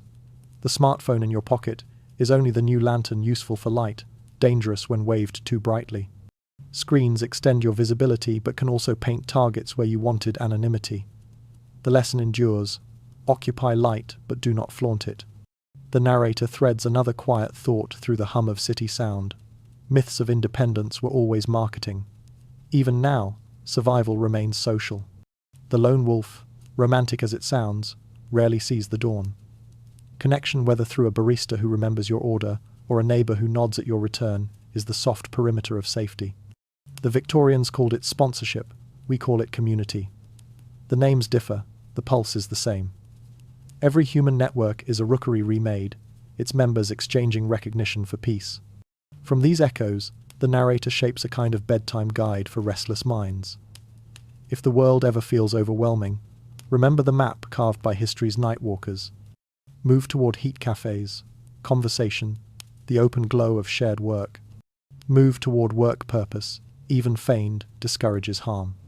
Move toward watchers' eyes that notice a small guardians against disappearance. Avoid spectacle. It feeds those who prey on attention. Avoid secrecy. What hides too deeply invites suspicion. Avoid sudden silence. Stillness is not always peace. It can mean preparation. These are not commandments, only compass points. The same intuition that led a match girl to the safety of a stall now guides you through subways and side streets, through screens and crowds. The terrain shifts, but the pattern repeats. The city remains a negotiation between exposure and invisibility, kindness and caution. The narrator's tone softens further, settling into a lullaby rhythm. The stories of those who moved through London's fog were never about crime or virtue, they were about attention. To survive a system too large to love you, you must first learn to see it clearly.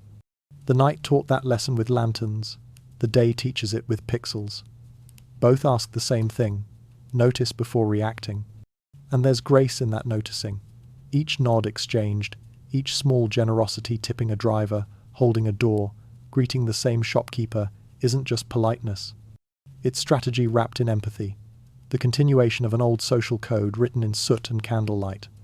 These gestures may seem small, but they form invisible scaffolding around your life, one that steadies you even when you're unaware of it. So yes, the city has changed its clothes, but the skin beneath remains the same. It still tests your composure, rewards your observation, punishes arrogance, and protects courtesy. The oldest rules hum quietly beneath the asphalt, reminding anyone who listens that civility was never manners, it was survival.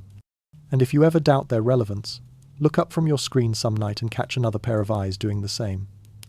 That shared glance, brief, cautious, human, is the city recognizing itself again. One last question remains. What were those erased rules, and who erased them? The erased rules were never truly lost. They lingered beneath conversation, humming faintly in habit and hesitation. The narrator's tone becomes almost ceremonial now, each phrase unrolling like a ribbon of remembered wisdom. Asterisk. Listen. Asterisk, it says. Asterisk. This is what the night once taught, before daylight tidied the story. Asterisk. Asterisk, asterisk. Do not travel alone without a story. Asterisk, asterisk. The city trusts patterns, not strangers. If you carry a purpose, real or invented, you walk inside its rhythm, not against it. Those without a tale invite others to write one for them. Asterisk, asterisk. Trade attention only when you must. Asterisk, asterisk. In every era, attention is the sharpest currency. Spend it on what deserves it. Guard it when eyes grow hungry. Watch, but do not stare. Speak, but do not perform. Asterisk, asterisk. Belong, somewhere before midnight. Asterisk, asterisk. The unclaimed draw questions. A place, no matter how small, how temporary, anchors you against suspicion. The match girl had her corner, the printer his press, the insomniac his cafe. To be expected somewhere is to be missed if you vanish. Asterisk, asterisk. Treat silence as rented space. Asterisk, asterisk. Quiet is never free. It belongs to those who paid for it with coin, labor, or fear. Move softly through it, and never assume it welcomes you. Asterisk, asterisk. Carry debt lightly and repay quickly. Asterisk, asterisk. Favors are the city's bloodstream. They sour if left too long. Gratitude, in small exact payments, keeps your name clean and your shelter waiting. Asterisk, asterisk. Let objects remain mysteries when meaning protects you. Asterisk, asterisk. A sealed parcel, a closed box, a question unanswered, sometimes safety lives in not knowing. Mystery, intact, travels farther than revelation. The narrator pauses, then exhales the first reveal. These rules were not erased by malice or conspiracy. Respectability did it, history's fondness for polish over practice.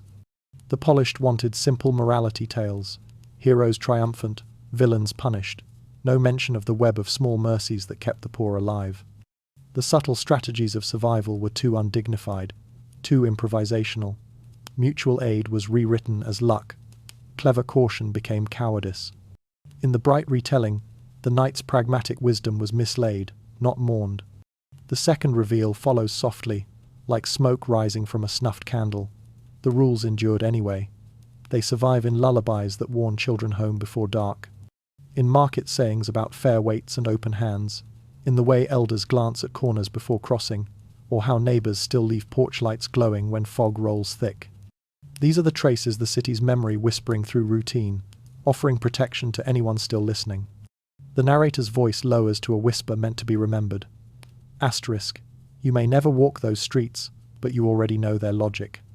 Every instinct that tells you to stand near light, to greet a stranger kindly, to look twice before silence, those are the night's instructions, translated for a new century. Asterisk. And so the rules are spoken once more, not as superstition but as charm. Move with story. Guard your gaze. Be expected. Respect silence. Return favors. Let mystery guard its own meaning. The words hang like a quiet benediction, half poem, half promise. They belong to anyone who has ever felt the world shift beneath streetlights, anyone who has sensed unseen eyes and chosen calm over panic. The night, it turns out, never erased its teachings. We did, when we stopped listening for them. All that remains now is to seal the night with a benediction and an invitation. The city exhales as if relieved that you've made it. The lamps, tired from their vigil, gutter softly. The first bakery shutters creak open. Steam spills into the streets, fragrant with yeast and the faint sweetness of morning. The narrator's voice settles into the hush between waking and rest, a sound like warmth wrapping itself around words. Asterisk, you've crossed the night. Asterisk, it murmurs. Asterisk, now, take stock of who helped you do it. Asterisk, the list begins not with heroes but with hands. The pie seller who kept her fire burning. The lodging house matron who lent her name as shield. The porters and printers, the coffee men and costers, the quiet watchers who saw more than they said. Even the rivals who demanded tolls by forcing caution, they kept your steps deliberate. Each one, guardian and gate alike, shaped the path that carried you here. None shouted, none claimed valor. Yet every small gesture, sharing a route, lending a name, leaving a door unlatched, was an act of bravery measured in whispers. The twist is simple but profound. Courage was never the clash of blade or speech. It was the patience to act gently in a brutal world. The night's bravest souls weren't those who conquered it, but those who held its edges steady enough for others to pass. They mapped safety through repetition, through kindness disguised as routine. A lantern left on a windowsill, a loaf spared for a stranger, a nod exchanged under fog, these were the city's true defences. The narrator pauses, allowing the quiet to gather. Asterisk, if courage can whisper. Asterisk, it asks softly.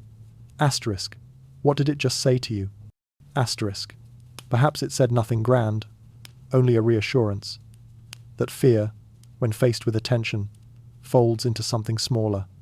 The unknown shrinks when you trace its outline, and maps appear when you ask for them kindly.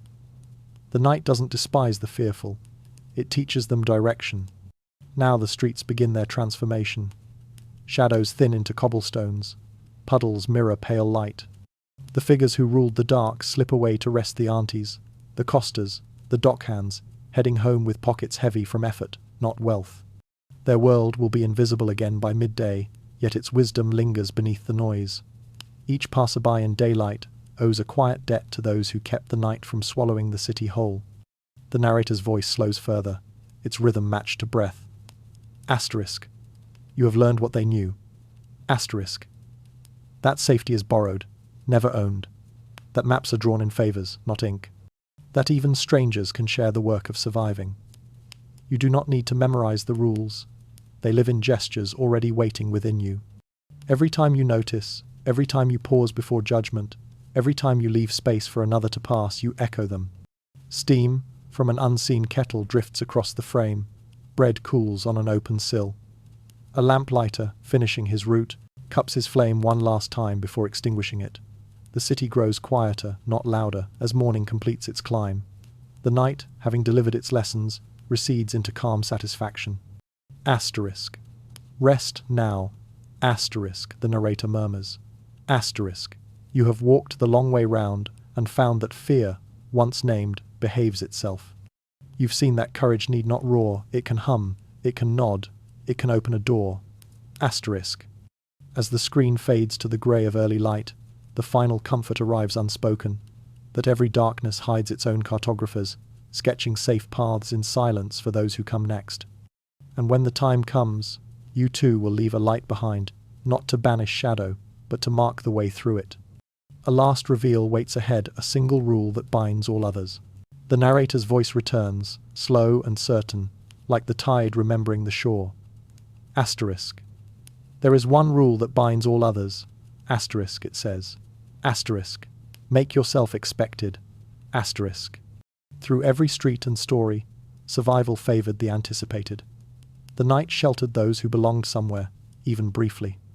The coster expected his helper at dawn, the matron her lodger, the watchman his nod from the baker's boy. To be awaited by task, by name, by ritual, was to exist inside a net strong enough to catch you if you fell. Expectation, not strength, was the thread that stitched safety into the city's fabric. The narrator begins the quiet recap, weaving memory into instruction. Asterisk. To make yourself expected, arrive with a purpose. Asterisk. Purpose convinces the world to part around you instead of pressing in. The night believes in direction, more than defense. Asterisk. Borrow a small duty times, carry a message, light a lamp, return a tool. Motion with meaning is a language the city understands. Asterisk.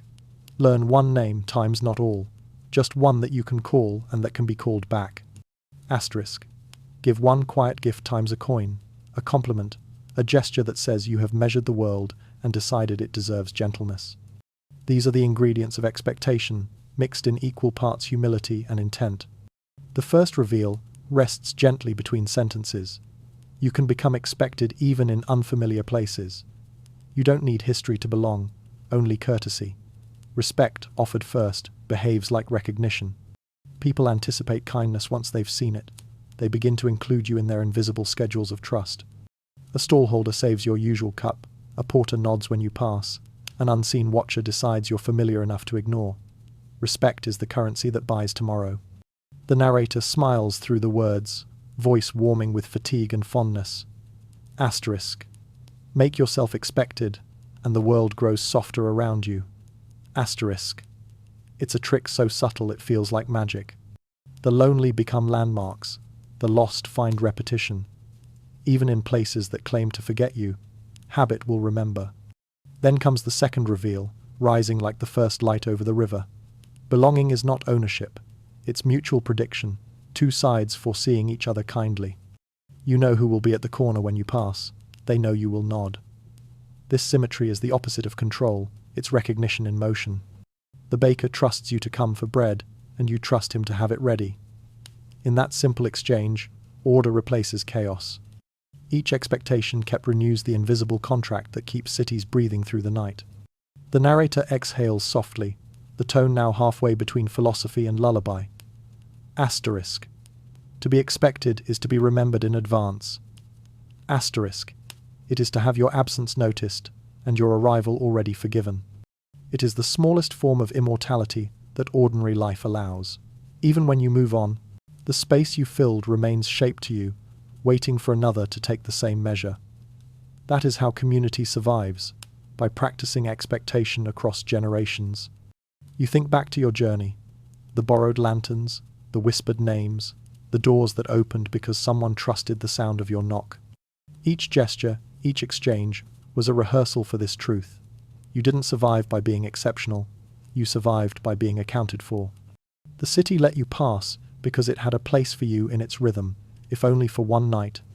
Outside, daylight has grown sure of itself. The smell of bread has become hunger, and the clatter of wagons writes the morning's new sentences. The narrator's final advice folds neatly into the noise. Asterisk. Wherever you go next, make yourself expected. Asterisk. Be known to one person, one animal, one corner of the world that would notice if you didn't appear. That's all the armor you'll ever truly need. If being expected is a shield, whose eyes will you meet before dark? Only one thread remains, the parcel you carried through the night. What was inside matters less than what it did. The parcel waits where memory left it, weightless now, almost imaginary, yet still pulsing with significance. You never opened it, and that restraint gave it power. The narrator's voice returns, steady as the river's breathing. Asterisk. It was never about what you carried, but that you carried something. Asterisk. The parcel gave you posture, a reason to walk with purpose, to ask without apology, to move through danger as if on an errand that mattered. In a city built on suspicion, purpose is the purest disguise. The night read you through that meaning. The watchman saw a worker, not a wanderer. The matron saw responsibility, not risk. Every doorway you passed recognized the shape of your task and allowed it through. That's the secret you discovered without realizing. Meaning is a tool. It bends perception before words can. In the dark, people read intention long before they read faces.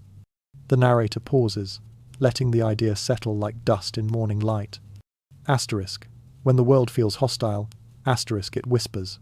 Asterisk, give it something simple to understand. Asterisk. Meaning doesn't need grandeur, it needs clarity. Bread travels farther than secrets because everyone hungers for it. You told the city you carried food, not mystery, and so it relaxed around you. That small humility turned you invisible in the gentlest way. Pretending to be ordinary saved you from becoming remarkable in the wrong light. The final twist unfurls with quiet grace. The parcel's power was never its contents, it was narrative itself. Every traveller must carry a story, even if it's borrowed or invented. That story steadies the hands, aligns the breath, and tells the night you belong to someone, somewhere. By keeping it sealed, you preserved that illusion, and illusion, treated respectfully, can protect better than truth. The narrator's tone softens into something almost maternal. Asterisk. Tomorrow will bring another kind of dark, different, quieter, shaped by screens instead of fog, but the same rule holds. Asterisk. Pick your parcel. Choose something you can carry that signals purpose to the world. A book, a tool, a promise. It doesn't matter what's inside. What matters is the posture it gives you. Let others see that you move for a reason, however small. The night, whether made of shadow or uncertainty, always steps aside for the purposeful. Light glances off the river, gold sliding over grey. The city's reflection stirs, stretching itself awake. Footsteps sound against the cobbles, not hurried, not cautious, just steady, the rhythm of someone who knows where they're going, even if the destination keeps moving. The narrator's breath synchronizes with yours, each word slowing towards stillness. Asterisk. Carry your story carefully. Asterisk, it says. Asterisk. Let it lend you gravity without anchoring you. Let it open doors without demanding applause. The world doesn't need to know the contents, only that you walk as if they matter. Asterisk. The parcel, unseen now, has dissolved into habit, into the shape of your stride. The night has receded, but its lessons remain folded inside you. The power of routine, of recognition, of quiet intent. The camera widens, catching the river's first shimmer of daylight. The narrator whispers the last invitation, soft enough to feel rather than hear. Asterisk. What story will you carry that makes the night step aside? Asterisk. Fade then, slowly, to the city's daytime hum, and to your own private darkness, newly mapped, waiting for you to walk it with the calm you've learned.